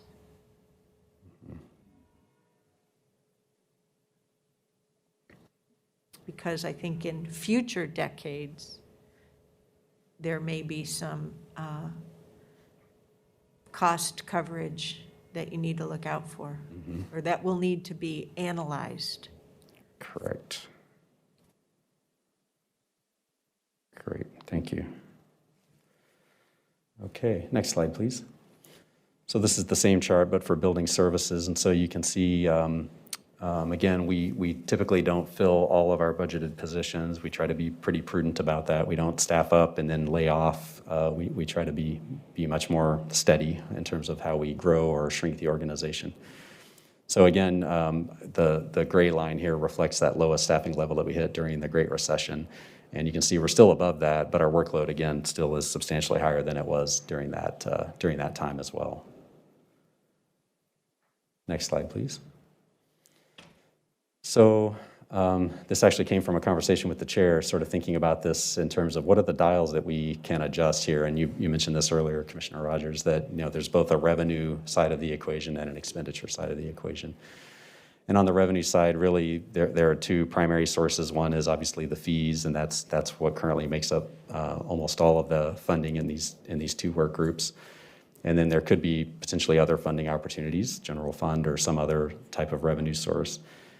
And then obviously on the expenditure side for us, as I mentioned, primarily that comes down to staffing, and then obviously that has implications on our ability to deliver services. Next slide, please. So this is sort of the thing that I mentioned at the beginning here. So as we've talked about in current planning in particular, we do have a hybrid of services that are really primarily for benefit of developers and development. And then we have some other functions that really are a little bit more community serving, more broadly beneficial to the community. So obviously on the developer side, that's application fees for developments, things that are directly related to developments, things that generate revenue. And then we have these sort of broader community services. And so we do get a lot of inquiries from folks that have general concerns about or questions about how to utilize their land. We do provide public information and some mapping tools. We, as I mentioned earlier, help support some economic development activities. And a lot of that gets to people that may have an interest in acquiring a property or just interested in what the zoning would allow or what could I potentially do with this property. We feel an awful lot of those inquiries that never generate revenue for whatever reason. I mentioned floodplain management. We already do some floodplain management that I think is a little bit of a broader community service, and we've been trying to pay for that through development fees, but I think that could be funded with some additional other funding. And then I think there could be, again, a tie back to that conversation that we just had about the broader Tualatin Watershed Collaborative as well. Code compliance, we do get some funding, general funding that helps provide our code compliance services. We typically spend more than we bring in a typical year on that, but we do get that subsidy, so that's certainly very helpful. We do have needs to update the community development code, and that happens for a variety of reasons. Some of that work occurs in the community planning section, which we'll talk about a little bit later, but the current planning team also participate in that. They're the ones that actually implement the development code. They understand where there may be challenges that need to be addressed and help actually draft and craft the language that goes into the development code. And then, like many other work groups, we provide an emergency response function as well. So we have staff who participate in our Department Operations Center and potentially the County Emergency Operations Center. And there's some training obligations and things that go with that work as well. Can I ask a clarifying question? Yes. So when there is a county road project and there are inspectors, or let's say there is a flood or a minor earthquake and there's emergency response, is this handled out of building services, or is this handled out of the road department? Yeah, so inspection for our capital projects, that's actually housed within the capital. We have the capital project services work group, so that includes those project inspectors. So the building inspection function, and that's a good clarification as well, is really for private construction buildings or on-site activities primarily is what they're permitting and inspecting. So not part of current planning and building services? Sorry, you. Oh, lost. the road projects, the public works projects, yeah, those folks are housed in the capital project division. So the building and current planning stuff is focused mostly on the private side. Not the public projects, but on private development projects. Outside the right-of-way, maybe is a better way to say it. So it might be a public school project, for instance, but it's a building or site-related construction activity as opposed to a road-related Yes, construction but that activity. private side is handled through current planning and building services? Yes, that's Yes, that's the part I was trying to, okay. Yeah. Okay, Yeah, thank you. Okay, next slide, please. Okay, so some potential next steps. We, as I mentioned, we started a phased fee increase process a couple years ago. This last year was our first of hopefully a phased fee increase in building services, our second year of increases in current planning. And we had envisioned at a minimum probably a 3-year increase process to try to sort of catch back up, if you will, with some of those increasing costs over time. So we'll be back talking to you potentially about fee increases in our next upcoming budget program. And that would be in both current planning and building. And then the ask, if you will, for today is are there opportunities for us to consider other funding sources for some of those community serving activities? And that's, again, particularly of interest in current planning, where more of the work that they do is not directly related to facilitating the development activity. We can come back. Next slide, please. And so on the expenditure side, as Commissioner Rogers pointed out, obviously we are not looking to employ people if we don't have work for them to do, right? So that's one potential eventuality. Our employees are truly our most valuable resource. When we bring someone on, it takes them a year to 18 months to really become effective at their work. And so we've invested a lot of time and effort in trying to train folks up, and they have developed their skill sets. And so to lose that experience and training is a challenge for us as well. So we don't, we always want to avoid having to reduce staffing. So, but we understand that there may be a variety of reasons when that would become necessary to do. So some things that we would take a look at are potentially a voluntary separation program. So that would just offer an incentive to an employee who is interested in leaving employment with the county for some reason and doing it voluntarily. We would potentially look at some mandatory reductions in folks' work schedules, maybe furlough days. A lot of the state agencies have done one or more of these things. And then there's, in some cases, there may be opportunities for transfers or reassignments within the organization, either the department or perhaps within the county. We went through this during the last recession. I in particular, was even affected by several of these measures right over the course of the last recession. And I do have to say, I really appreciated the board and the county administration and the department administration at the time. Really being diligent in making all sorts of efforts to really try to help avoid layoffs. And so I have layoffs in here, but again, that would always be our very last resort as a department and as a county organization. So, and I've said this a couple times, but again, I think we just need to be mindful about staffing levels and service. I can't see this thing with this mask on. So obviously we need to be mindful of sort of the staffing levels and service levels. So And then in current planning in particular, we do have some statutory timelines to do our development application reviews within. And then we have our own internal timelines that we want to try to commit to in terms of providing customer service for our folks as well. Next slide, please. So that concludes the current planning and building presentation. So just very quickly, we have a few additional slides.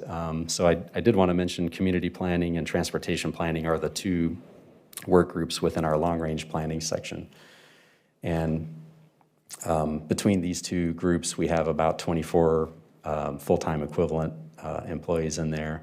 So their work is that sort of broader community-wide planning work. They actually process all of our land development ordinances and do a lot of planning coordination at the statewide and the regional level, and then also manage the transportation plan element of the comp plan. Next slide, please.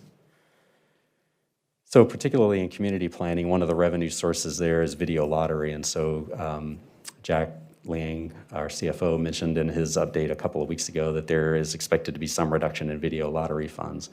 And the way the budget works in this particular work group generally is that we have assumed some revenue for grants, we've assumed some revenue for video lottery, and then the general fund sort of subsidizes whatever the additional increment is there. So we're anticipating that if there's a reduction in some video lottery revenues, there could be a need to potentially provide a general fund subsidy increase here. Next slide. In the road fund, so I mentioned earlier, that's primarily gas taxes and vehicle registration fees, both at the state level, and then we also do have a 1 cent county gas tax and our own county vehicle registration fee. So those revenues all go into what we call the road fund. And obviously, we experienced big drop-offs immediately after the Stay Home, Save Lives order because people essentially quit driving for a while, and all the DMV offices were shut down, so people couldn't transact their business at the DMV. And so things have slowly been returning, again, normalizing there. So we look a lot better now than we looked, say, 3 to 4 months ago. Even in fiscal year 2019-20, and this was starting to occur ever so slightly before COVID, but a lot of that revenue reduction was as a result, of the COVID shutdown. But we were about 14% below our targeted revenues in fiscal year 19-20. And then we're projecting at this point, based on our best data and looking at ODOT revenue forecasts, looking forward, we're anticipating that we're likely to come in about 13% below budget this year. So we're carrying as well in the road fund, we are carrying a number of vacancies, and so we're actually spending less than we had budgeted as well. So that helps to offset some of those costs as well. And so the impact of reduction in road fund revenues, if I'm following all of the different pieces, that means there's less money for maintenance on county roads. And I would assume that includes for culvert replacements and things of that nature. Right, things that tend to be more Striping, maintenance focused. mowing. Yeah, and there are some things that we do with road funds, some minor improvement work, bike and pedestrian and ADA and some other things like that we fund through the road fund as well. Yeah. Okay, thank you. Mm-hmm. And next slide, last one here. So again, I just wanted to touch on them briefly because these are also significant programs. The MSTIP, Major Streets Transportation Improvement Program, and Urban Road Maintenance District, those are property tax based. And so as Jack mentioned in his presentation recently, we aren't anticipating any impacts in the current fiscal year, but as we look forward into future fiscal years, we expect some slowing in the rate of growth in those funds. So continuing to grow, but growing likely at a slower rate. And that concludes the presentation. Commissioners, questions, comments, discussion? Comment that I would have after listening to this, it's just a thought. We have been, in my mind, and I might be wrong in how I'm analyzing this, but we've been subsidizing what I think is essential service and planning with development fees. It appears. I mean, it looks like your expenditures for the planning area are certainly not all coming from the general fund. So if we didn't have one building permit, if it was zero, how would we would we pay for that service? Isn't that a board, am I misreading, or is that a board policy at some point to say, what's the county functions, regardless of what else happens, that we'd provide, and are we funding that at the level it should be funded? And then the building applications would be the service provisions. Am I making sense? I mean, there are some things that you provide because we're a general government, but if we had no building permits, we said we won't build anything, then we wouldn't have fees, obviously, to do that, and that's unrealistic, I understand, but what am I missing in my analysis? Is that what slide 16? It Is could that be. what slide 16 is showing us? Yeah, I think that was our attempt to just sort of outline that there are some services that we feel, you could make certainly a good straight-faced argument that these are more community benefiting services that we are trying to pay for primarily through fees on development, and that in good times, that seems to have worked, and in more challenging times, that doesn't seem to work. And so your point is an excellent one. I think that's sort of the fundamental question that we're struggling with, and certainly are open to your thoughts about here. I have a legal question then, and it is one for Alan, because he's been resting back there for a while anyway. So. There was a case out of my neck of the woods many years ago that formed the basis. It was a Tigard Water District case in which they took development fees and built a nice building, which they use today in the city with a separate water district. As I recall, it was the Association of Oregon Industries who brought the suit with other plaintiffs. And that said that you can't charge revenues to do other services than what the payer of the fee would receive in benefits. And they argued that if we're going to pay a fee, we should get some benefits by this very analysis here. And my question, to see if I was reading that wrong, could one argue, if you were on the development side, that I'm paying fees that are in excess of the benefit I receive because you're subsidizing your organization with those fees? So I know that's illegal, and you don't want to probably say on the public airways what your thought is right this moment. But Well, since I think it's justifiable, I can. So yes, I'm familiar with that case, and City of Portland had no problem with that as well. But these are development and planning are intimately related. I mean, you cannot have a subdivision go in without, under Oregon law, without it being planned. So I think it would be similar to if you're paying water fees, then you're paying for planning of where you're going to get the water from and where the lines are going to go. And so I think that it's analogous in this situation that you have to, have a comprehensive plan so that you can have residential development. So I think it would be justified. So would you, and I don't want to go on because we've got other things, but would you develop a stronger nexus by having not only the story, and I'm worried you're going to be gone here in a couple of months retiring, and should we be, in your opinion, developing a stronger case for our fees so that we aren't challenged by saying, I understand the planning, but it looks like you're doing a whole lot more than planning? Right, well, you certainly could do that, and that would help in any such challenge. And you could say that for every $100 out of a permit, we need, X amount to do the planning, the long-range planning, so that you can get your permits. So. It's a really good idea. So the way I look at this chart relative to your point is that a developer can't develop unless there is a updated community development code. Correct. So similarly, I can't develop in a floodplain or near a floodplain without having the floodplain management stuff figured out and so forth. So that's the part where I can see that this right-hand column is associated with the left-hand column.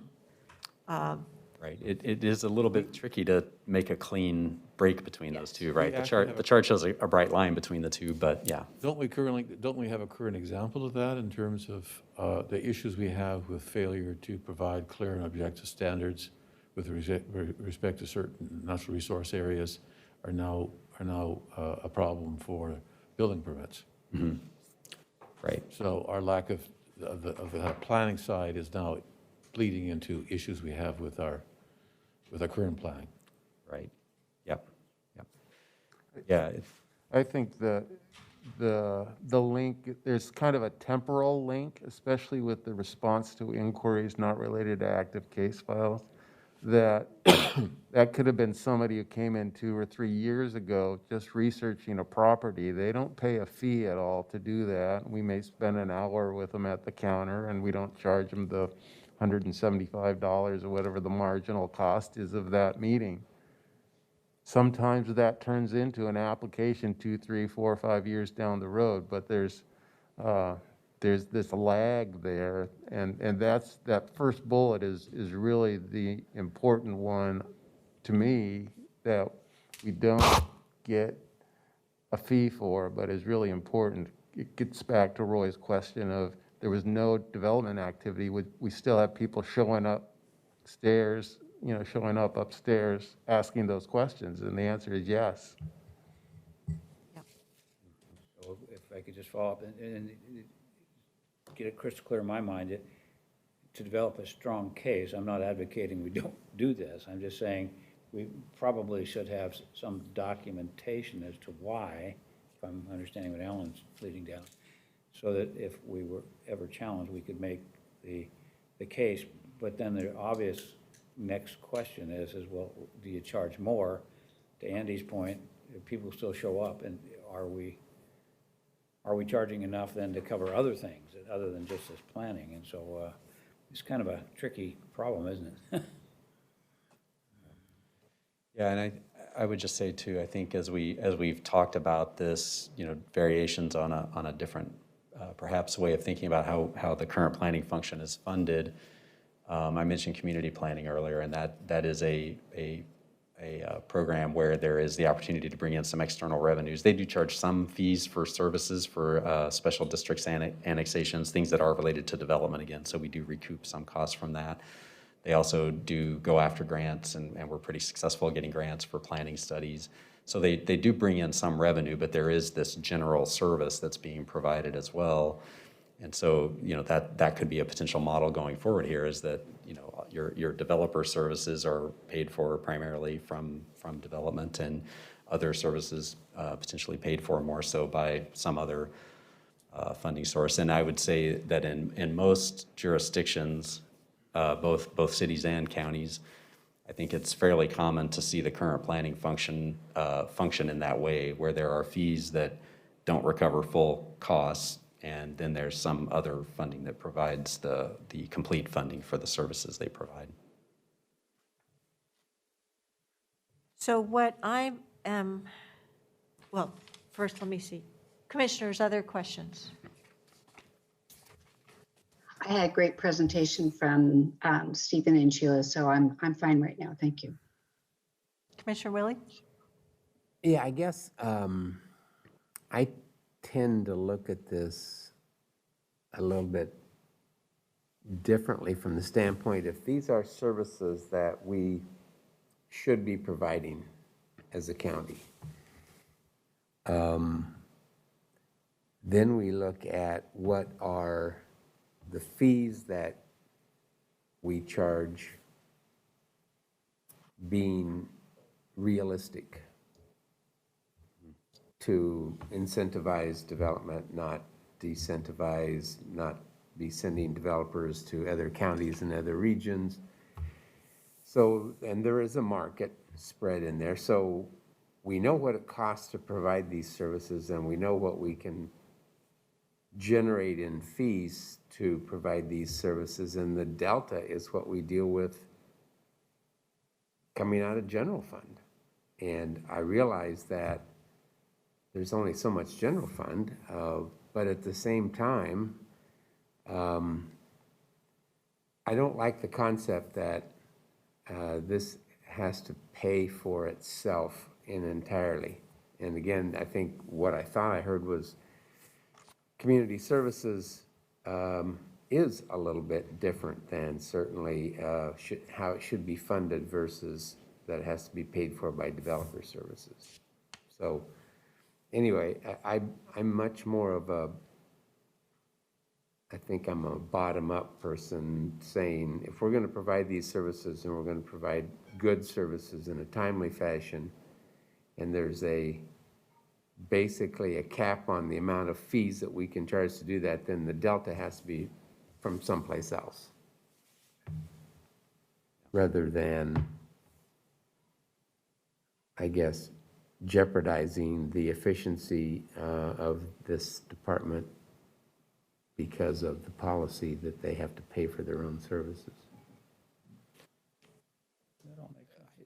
And I was just going to say too, I think I may have, I don't recall if I said this, so I'll just say it again just in case. Our fees in current planning tend to be relatively high compared to your point, I think, compared to other jurisdictions, because we do operate primarily on a fee recovery model. City of Portland and City of Gresham, I believe, operate on a similar model of attempting to do a good faith effort at cost recovery. But in many other jurisdictions, you're right, it's a blend of the different funding sources. Well, and this is where I would like to see some data differently. Multnomah County doesn't do their own current planning and building services, right? So for the rural areas, they contract with the City of Portland to handle that.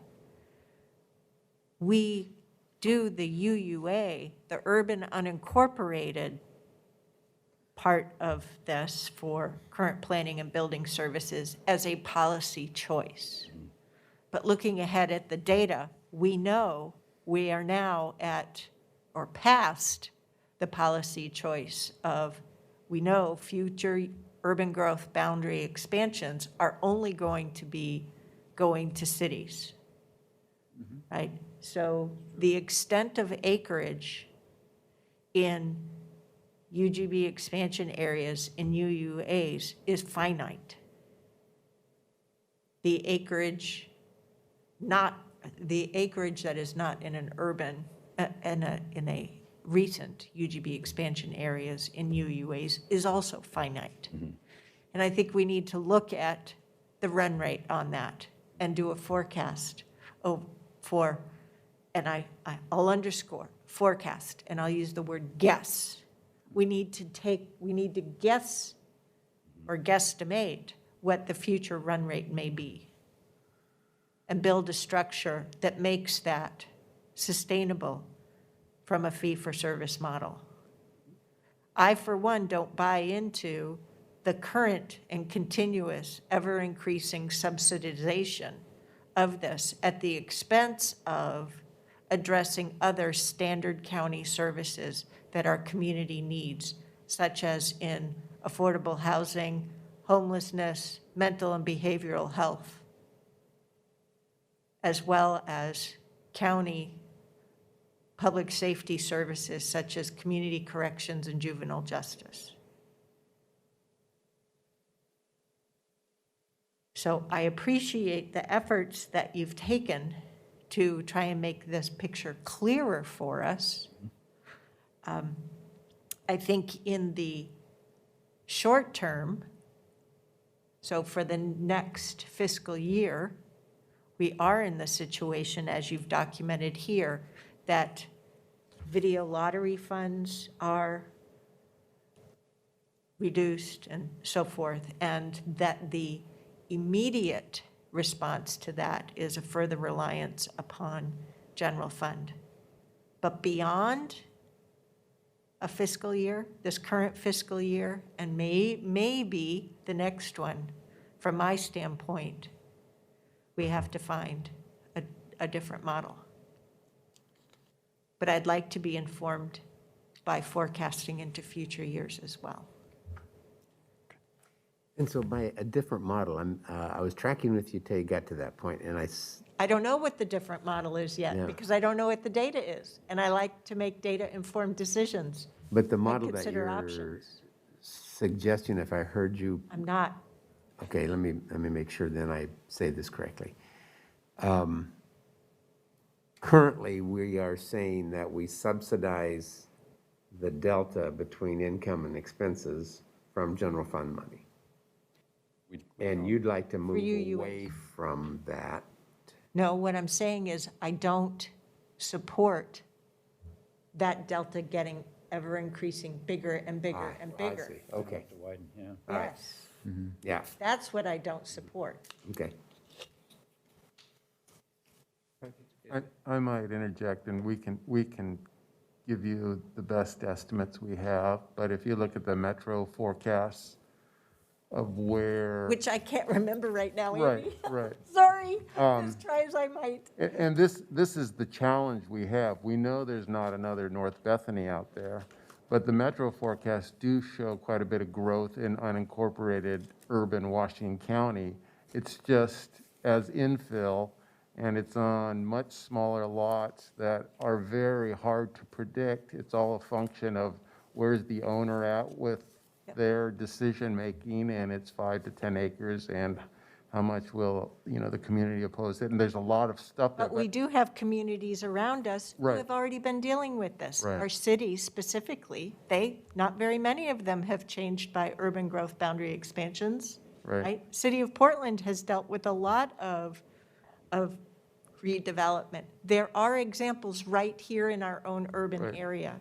It- And we need to be looking at those scenarios. Right, So I I think- need more scenario. I think we examination. become more like them than we have in the past when we've just relied on these big, open, vacant lots that have been developed. So it's a transition for sure. Well, and I'm about to say something, but, to posit something, but I'm not saying I support it or not.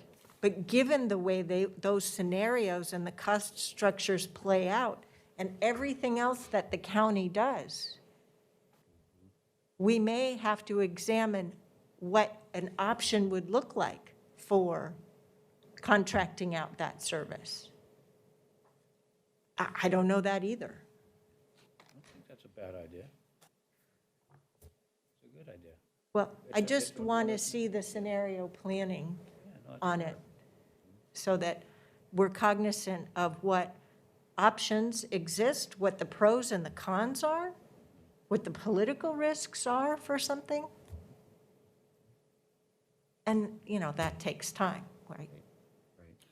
I have one more question. It has nothing to do with you guys. And you're going to say, well, why am I asking of you? I'm not. I'm going to ask because of our CEO.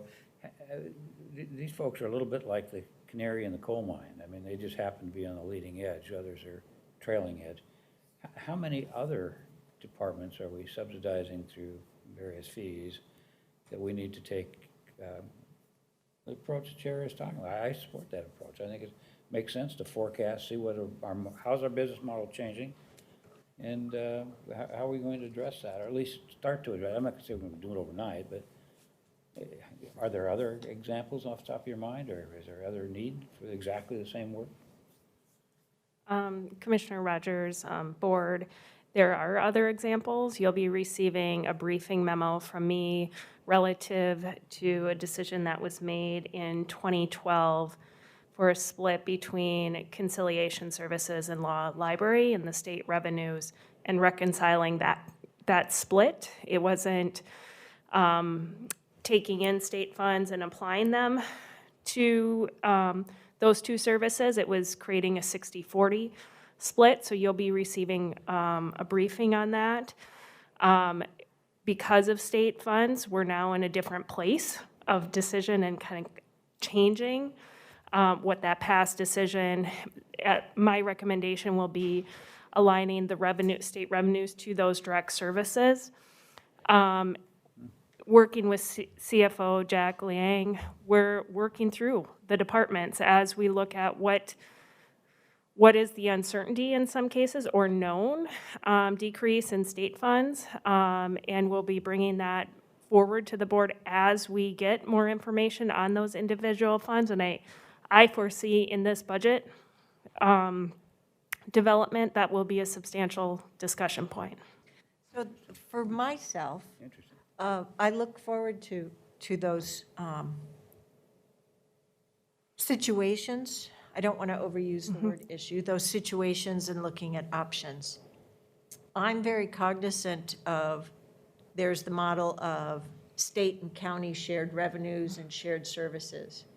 There are standard county services, and then there are the urban unincorporated area services. we're told by our teams that we know that the extent of UUAs increasing is now diminished, right? It's stable. And that as you put it here, the overall increase in valuation, right? The county financial outlook anticipates slower revenue growth due to slowing growth in assessed valuation. And we have to prepare for that as well, because we're coming off of decades where we've been able to count on increased valuations. And so I think as we go through this, we're going to need the reminder of the situation analysis. What is different now? And why we're having to take some good hard looks at this. It's tough work. We're really going to have to roll up our sleeves, but this is what we're paid to do. Yeah. and What we're elected to do. Right, and this was helpful. I think, like I said, we're not asking for a solution today. We want to just air this and get some input from you all. So I think this has been quite helpful. But I appreciate Commissioner Rogers reminding us that your organization is on the leading edge of bringing this forward to us. So thank you. All right. Well, we are over time, I know, so. Okay, anything else on this topic, commissioners? Okay, seeing none. I just want to check. We do have another topic scheduled before our break. Voluntary separation program policy. Do you want to do that and then take our break, or take our break now? We'll keep going then. Jack Liang, voluntary separation program policy.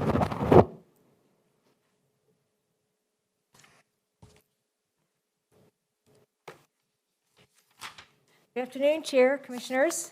I'm Eva Labonte, Assistant Director of Support Services and Chief HR Officer, here to talk to you today about some updates we have to our policy on our voluntary separation program. This policy was first put into place during the Great Recession in 2010, and these are some updates we wanted to make you aware of. We're bringing this policy revised to you next week on November 3rd as a consent agenda item for your approval.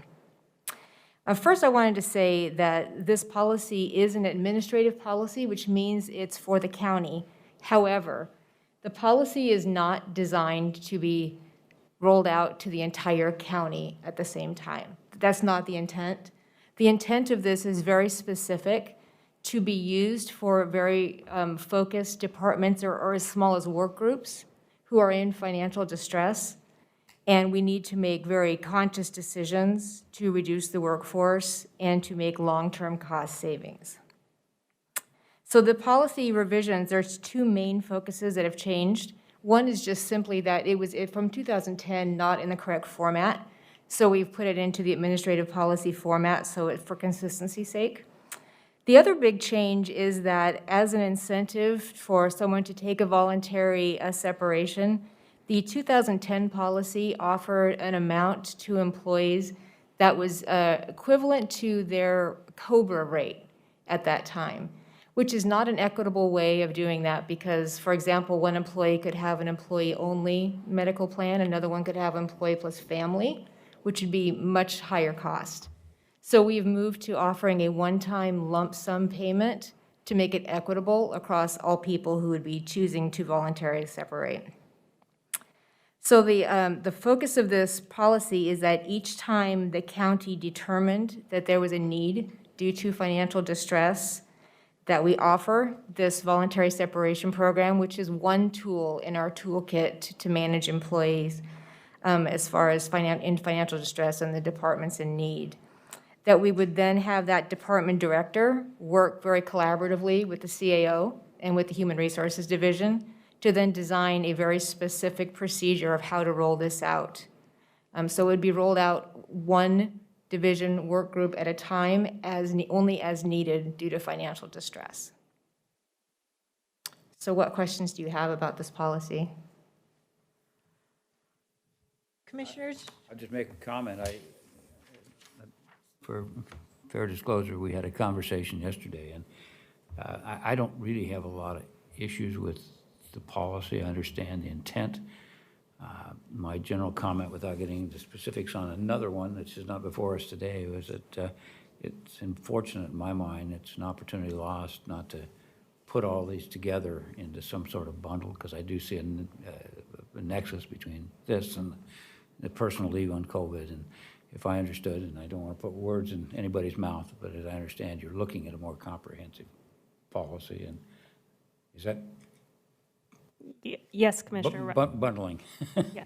So that will be part, and I've already spoke with CFO Jack Liang and Chief Human Resources Officer Eva Labonte about an HR strategic assessment, updating our policies, and how that aligns to being employer of choice could be what you could cast it as. What we are encountering right now is two things. We're responding to COVID.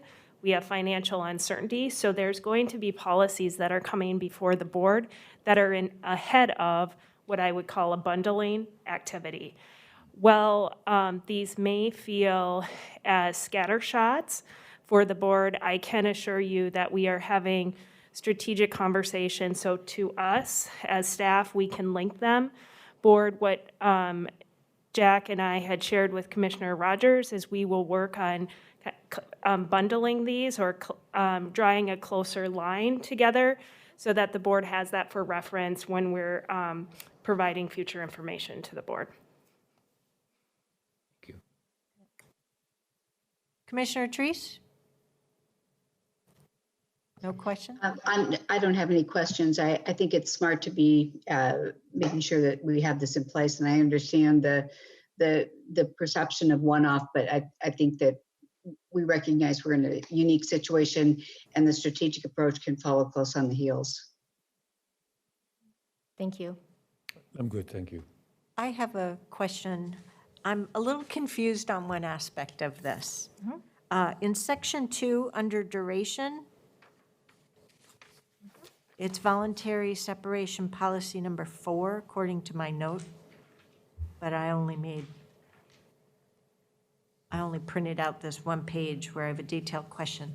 So section 2, duration, 2.1. The program will begin on a date designated by the county administrator or designee in their sole discretion and will have duration of no less than 45 days. So I'm a little confused by that duration, but specifically the no less than. So because it talks about once the designated program period has been defined, the employee can voluntarily sign the agreement and has up to 7 days to revoke it and whatnot. So is this saying that an offering can be made for at least a 45-day period, but I'm wondering, it goes on and on and on. I don't know how long it would go on. So it just seemed odd to me that it was no less, period. I understand your question. The reason we've done a no less than 45-day period is because this is a big decision for some employees to separate from work. Yeah. So we want to give employees time to consider the offer, to consider what it means to them personally, to look at their financial situation, their work-life balance, that kind of a thing. So in 45 days, employees will have an opportunity to take the time to do all that work for themselves and then submit their request. Yeah. So the reason we have it no less than 45 days is then it's not a rush, and we would give them time to think about those things, and then they would know at the beginning, if you were going to voluntarily separate, it would be by a date into the future, so it wouldn't be within that 45 days. The 45 days would be when you could apply to voluntarily separate. Yeah, but And what then- my point is on the administrative side. I don't know that I want you to keep these programs open in such a situation that they keep rolling over beyond a whole fiscal year, right? Beyond a 12-month calendar year. So the design, I think, is that it wouldn't. That it would I have be- no way of knowing that by the way this is written. So you're saying that it should be a 45-day, not at least 45 days? No, Some kind of frame. I'm saying I do want the employees to have at least 45 days Right. to analyze it and make good decisions. But I don't want it to be offered on, this offer is good for, 6 months, right? Or something like that. A little tighter time. The implementation of it, So because we have a carrying cost. I can make a suggestion that we'll have a duration of no less than 45 days and no more than 90 days. Because we would know, because this is about financial distress, what that window is. And if it needed to be reopened, it could be reopened, but that's a 45 to a 90 day. Certainly. That, I have no Certainly. way of knowing what, so that sounds reasonable to me. We can make that revision for the formal board adoption. Great, thank you. No problem. Anybody else? No? It looks like that's it. All right. Thank you very much. Thanks for the good work on something that I know is challenging. All righty, so it's 3:16, time for a 15-minute break, so we'll see you all here at 3:31. Taking a break.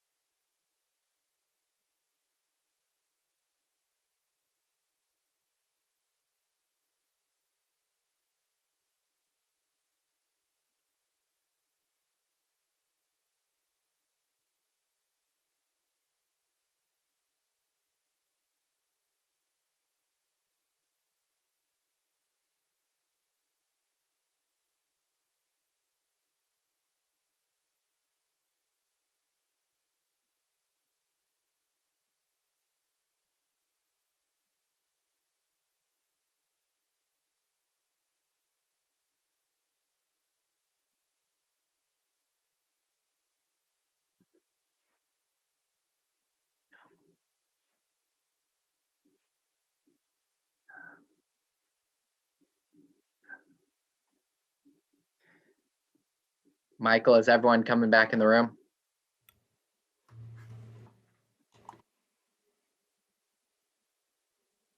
They are still slowly making their way in, but they have 3 minutes.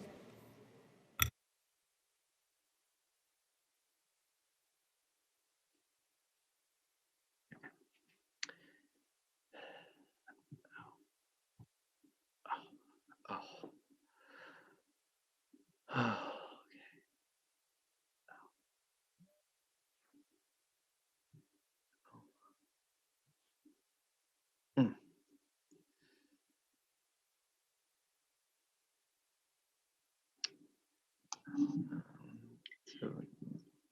Joy, can you hear me? Yeah, I was just gonna ask you if you can you hear me okay? Yes. Yeah. Yeah. I'm gonna see if my video shows up well also. Is that Perfect. all right?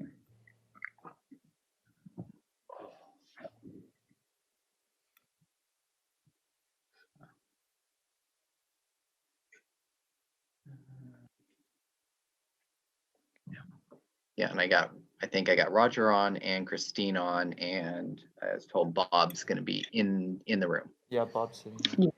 Yeah. Okay. They're all here. Thanks, Well, Michael. hey, Bob, you got time. You got time. And I'm here. This is Roger. I don't know. Hi, Roger. Hi. I'm here. This is Chris.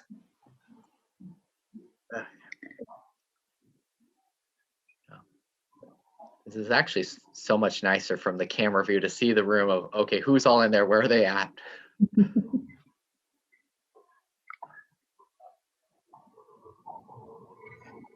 I'm going to start my video. I don't know if you're going to on here. I don't know. Hi, Joy. Hey, Roger. So I don't know who sees us in this view, so or who hears it, or who hears us. I should. Right now, we're projecting into the auditorium over the speaker. Okay. Kevin, now I know why you asked, because look at my phone and the clock on the wall is slow. So it still says 3:30.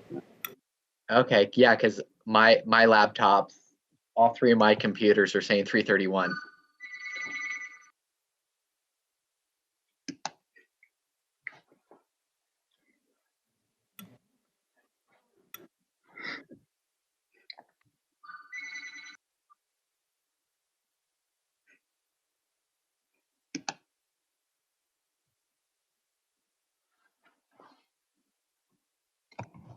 Jerry, you're late.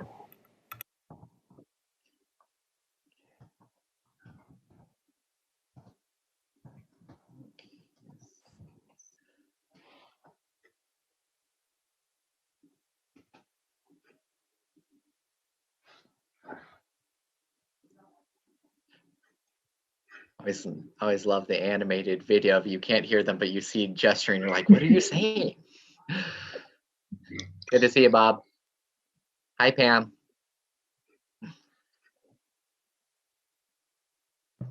How's the knee? It's getting there. I'm trying to make sure I do the exercises and everything they're telling me to do, but I want to be back much faster than their recommendations. So I might be. Follow the rules.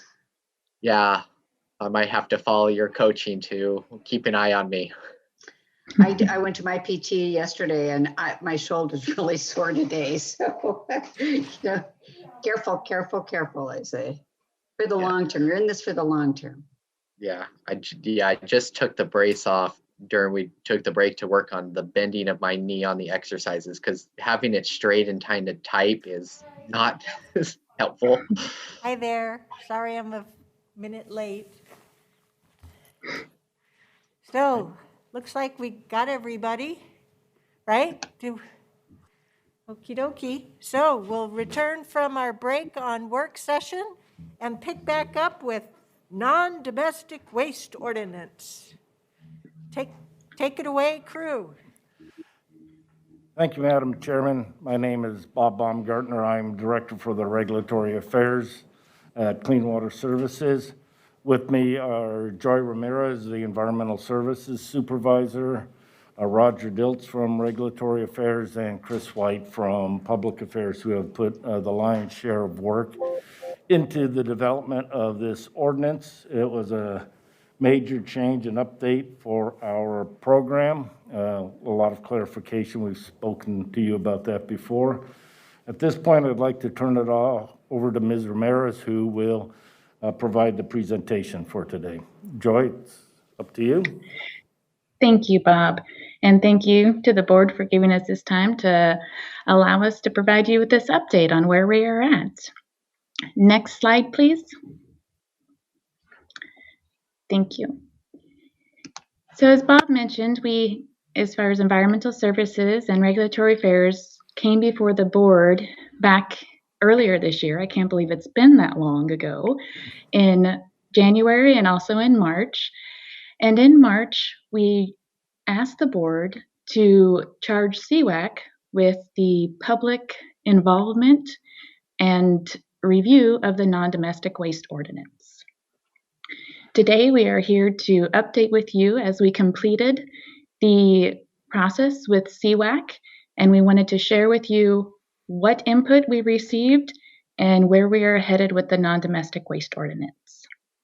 Next slide, please. Oh, sorry, I have to move my screen around. So I just wanted to give a quick review of what's in the ordinance. So the reason for this ordinance is the district's environmental service staff implement the pretreatment program, which is federally regulated and is a requirement to protect both the POTW, which includes the plants, the workers, and the environment from industrial discharges into the system. The rules come from 40 CFR 403, and in that 40 CFR 403, we are required to have specific items in our ordinance. And so what is in the ordinance? We have the definitions, we have discharge limitations, we have items that cover both pre-treatment discharges and hauled waste, and also the requirements are required to be in the permits for those industries. It also contains what industries must do, or in this case, non-domestic waste dischargers will be required for permits, permit modifications, and transfers. Another important aspect of the ordinance is the enforcement. Of course, nobody likes going down the enforcement route, but it is part of our requirement to have that legal authority to provide the deterrence for industries or waste to protect our treatment systems. Next slide, please.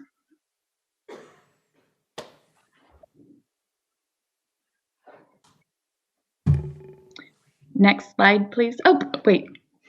I'm looking at the wrong screen. I'm sorry. So the draft ordinance changes. So one of the main goals that we wanted to do with the non-domestic waste ordinance is clarify what is the non-domestic waste and how we regulate that. Our previous ordinance had it combined, so it looked at both Ordinance 27, Ordinance or 09-1, a resolution and order, and I believe a couple other references. So we wanted to combine that so we could clarify our rules and expectations of our dischargers. It also clarifies the prohibitions, which are the items that can be or cannot be discharged into the sewer system. This improves the protection of our system and the workers and the environment. It also incorporated some of the streamlining provisions that were updated on the federal regulation side to include the dental mercury and some other small changes that the federal program allowed us to incorporate. Next slide, please. As we were going through the non-domestic waste ordinance and we were looking at these changes, we really wanted it to be clear. So when industries move in or non-domestic waste users pick up the ordinance, they would have a clear understanding of what is expected for their application and requirements for that discharge, whether it's It may be treatment requirements or even how to apply for a permit to discharge those items to our system. It also clarifies permit modifications. This is something that we see as industries change. There's a requirement that we may want to look at their discharge or regulate them differently. And so we wanted to have clear language for how these industries can go about getting that those changes made so we can incorporate that into their permits. The non-domestic waste ordinance also allows us to have a provision for administrative extension of expired permits, which is something that is very important to make sure that we have that permit coverage. Sometimes we need to have a further review of an application, and so if an industry had a substantial change, we will want, it may take longer to review that permit and get it issued to make sure we are covered, we have all the items covered in that permit. We also updated the enforcement and appeal procedures, so it's combined in the non-domestic waste ordinance. Instead of looking at multiple ordinance, it will be all captured in this ordinance for the non-domestic waste users. Next slide. So the public involvement, and I will say this was a wonderful process. We met with CWAC multiple times. 3 times we met with CWAC, and it was great to have the interaction with CWAC and with the public comments. The district considered and incorporated the public comments. We had input from the industries, DEQ, environmental groups, and also a couple cities provided feedback, which we incorporated into the non-domestic waste ordinance. Next slide, please. So as a response, and I will have to say thank you for Roger for replying to these responses and to get the language into the draft non-domestic waste ordinance. One of the items was allowing the district to impose maintenance frequencies, and this actually came from one of the cities. And this is very important. So the FSCs, that we can ensure that that treatment for those grease interceptors are being maintained by setting frequencies so they are not bypassing and discharging the fog into our treatment or into our POTW. We also had a valuable comment regarding temporary discharges. Environmental services staff processes quite a few of these temporary discharges, such as swimming pools, testing water from the water distribution system, or developments when they're hydro testing their lines, and they need to discharge that chlorinated water into the sanitary system. So we provided those provisions also in the non-domestic waste ordinance. Additionally, we modified the definition to include disruption. And this is a really important step, and we actually had some very positive feedback on multiple avenues for disruption. So disruption is above what is normally looked at as in our NPDES permits. It calls out pass-through and interference, which is when somebody causes a violation of our NPDES permit. But as we've discovered, there are times where we may not violate our permit, but we can see changes in our process. And so this gives us the ability to track down that through our investigation tools. And if we need to seek that out, then we can actually go and follow up with that under disruption. This also gives us the ability to, for future uses of biosolid recycled water, or to address any substances that currently lack water quality standards. And again, Roger did a wonderful job crafting this language for this provision. Next slide. And the environmental service staff. So we reached out to our industries. We currently have 42 industries that are under the federal pretreatment program, and we have about 70 industries that report to us monthly for discharges as non-significant industrial users. And so when we reached out to these industries, one of the main questions is, is this going to affect my permit? And for the main answer is no. It's not going to affect your permit. It is going to provide updated language and clarity. And we will also be providing updated local limits as we move forward with that process also. We had a discussion about penalties. And this is really, again, that enforcement part that we are required to have in our program per the federal regulations. We have to have at least be able to seek civil penalties in the amount of $1,000 per day. So we went a little bit above that to $5,000 per day, which was in our 09-1. And that $5,000 per day per violation, seeing that as a deterrent, the way we look at that, it can add up very quickly depending on that type of violation and how we use our enforcement tools to implement that.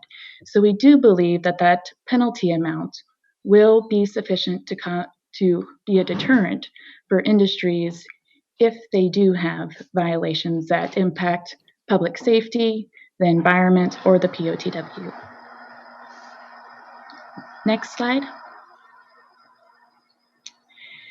And so this is where we're at. So we have received all the input. We have made the changes to the non-domestic waste ordinance from those public comments. And we are now before the board to ask if you agree that CWAC has completed their charge and if we can move forward with the public process to adopt this ordinance. Bob, Roger, is there anything that I've left out that you would like to add? So Joey, I would only add that we are still working through the process with Oregon's DEQ for their review. As we've talked about before, DEQ does need to review the ordinance and approve of it before we can implement that ordinance. They usually wait until it's final before they do that. We are working with them to try to get as much of agreement with them before we do the final reading. There are a couple of issues we're still working with them on, mostly related to the potential for criminal enforcement, which we at the district cannot do. Criminal enforcement, we would pass that on to the appropriate agencies. I have no doubt that one way or another we will work through that with DEQ. Other than that, I think that's all we needed to cover. Joy or Roger, Christine?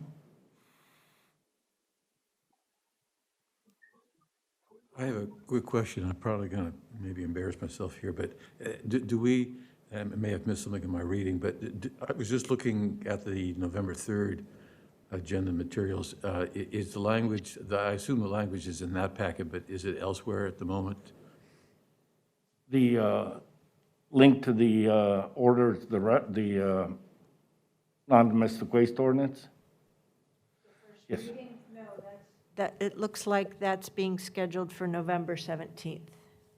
Right, but I was just looking for the actual language of the ordinance. Joy, or Roger, have we provided a link to the ordinance itself? No, we have not yet because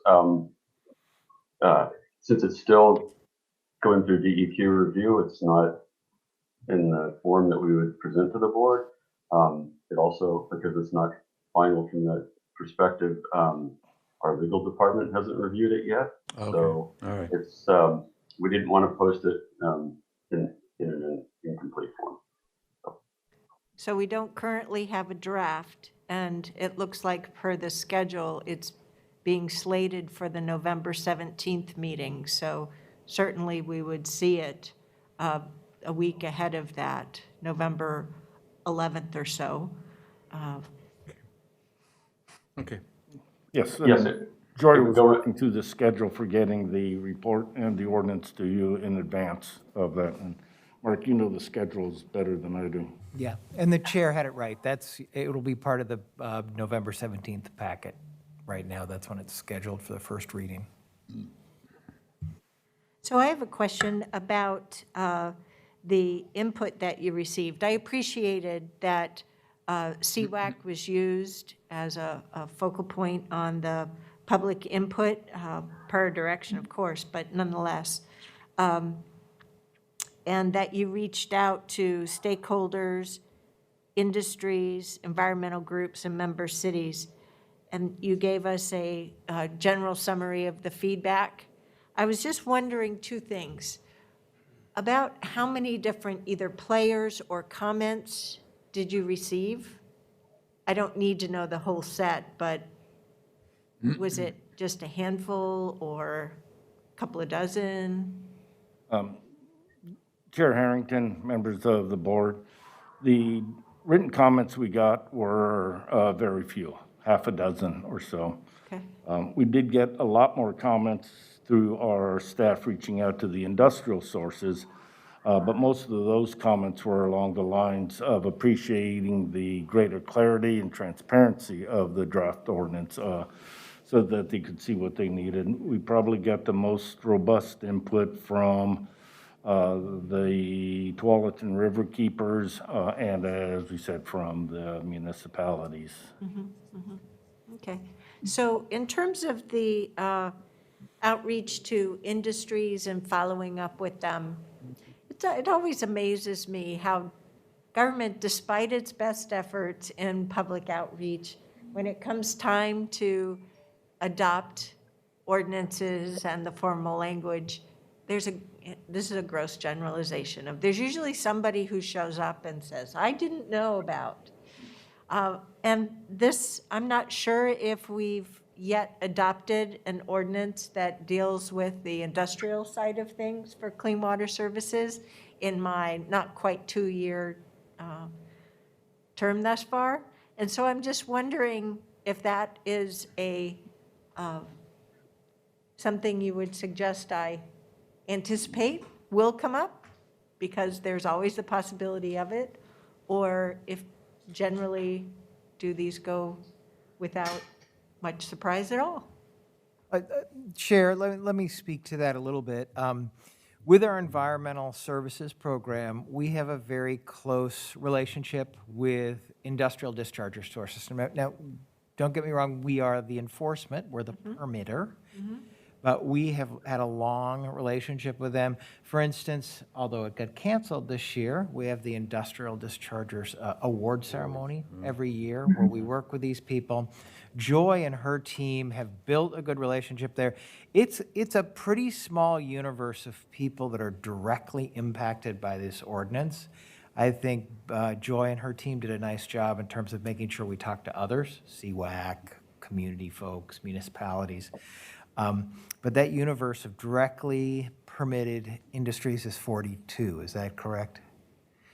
There's that many in our industrial program. There are more in the rest of our program, but we did try to do outreach to all of our industrial and the commercial sources. And I think, correct me if I'm wrong here, Joy, but I think we feel pretty confident this is a ordinance that would not create any kind of 11th hour, we didn't hear about this. Yeah, as you know, we environmental services team and our staff, we really reached out, and part of regulating these industries is going out on site and having doing our inspections and having that face-to-face communication with them. One of the things that we have been able to do is also share with the industries that how this is going to be able to clarify some of those steps when they do have questions or when they are moving forward in the process. And so again, most of the the feedback that we have has been very positive with the communications that we've had with our industries. I do not foresee any 11th hour issues to come from the industries, but then again, there's always that possibility. But I believe we have done our due diligence to reach out to the industries and communicate and try to seek their feedback. Are there any regulatory deadlines that we're facing with respect to this ordinance? Madam Chairman, members of the commission, there are no direct regulatory deadlines, but let me try to explain at least one of the processes we're trying to work through. With the permit that we have, our NPDES permit, our broader permit, Those permits get renewed every 5 years ostensibly. If the state does not renew the permit, then that permit becomes administratively extended. One of the ways DEQ approaches administrative extended permits is they do not allow new plans to be developed for that administratively extended permit. So what we are trying to do is to get this process done in time to allow DEQ to go through their administrative process and approve our plan so that we can implement it in the case that our permit gets administratively extended. We are putting our application in January. DEQ could get the permit done by June, but it's more likely we'll have some period of administrative extension. So it's a self-imposed deadline because we want to be able to implement the plan that we put all the work on, but there's not a compliance issue if we do not meet the self-imposed deadline. Did that answer your question, sir? Yes. I won't bog us down now with your having to answer this now, but I stand to benefit from learning the grouping, the suite of the types of industries where such a permit is applicable. You know, I imagine silicon manufacturing, who knows, paint manufacturing, I don't know what else, but so I don't know if that is something that is worth having in a slide as part of this ordinance and the staff presentation, or is just something where I need to give you a call and you educate me on that. But I certainly don't want to bog today's meeting down with that. Oh, okay. Well, I'd be glad to bog today's meeting down. Well, if everybody else knows it, and I'm the thoughtful, only Bob. person not in the know, is more what I was getting at.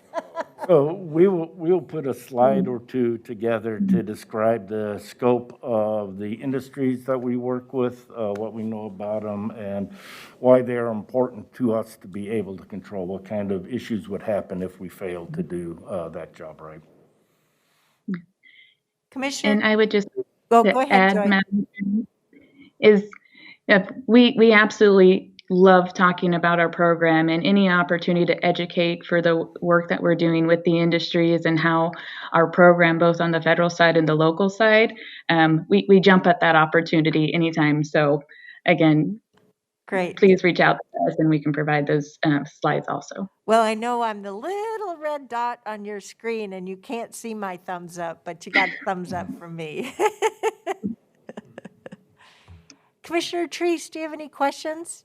No? Okay, I wasn't very good at checking earlier. My apologies. Any other questions? No. Nope. Well, thank you, Bob, Joy Ramirez, Christine White, and Roger, wait, don't tell me, Roger Diltz.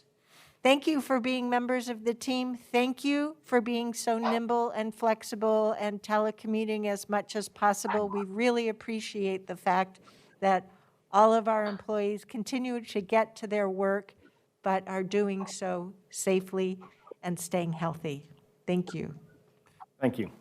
We should extend Thank you. thanks to CWAC as well. They really do a lot of work for our board. Yeah, it is a very interesting, I think one of the more interesting commissions in the Washington County and Clean Water Services suite. Yeah, they do a very good job of interacting with us, asking questions. It just makes our result much stronger. Yep. And anyone who's interested in water quality, whether it's from an economic standpoint or an environmental standpoint, you stand a lot to learn and really make a big difference in our community. Thank you for mentioning that, Commissioner Schouten. You've introduced many good people to that committee, so good job. Thank you. All righty, then we'll move on. Oh my goodness, we're done with posted topics, and now we go to an executive session. Thank you all from Clean Water Services for joining us. We'll switch Thank you. over to an executive session. Do we have a motion to go to executive session pursuant to ORS 192.660 sub G? So, second. We have a motion and a second. All those in favor, please vote by saying aye. Aye. Any opposed? The motion carries unanimously, 5-0.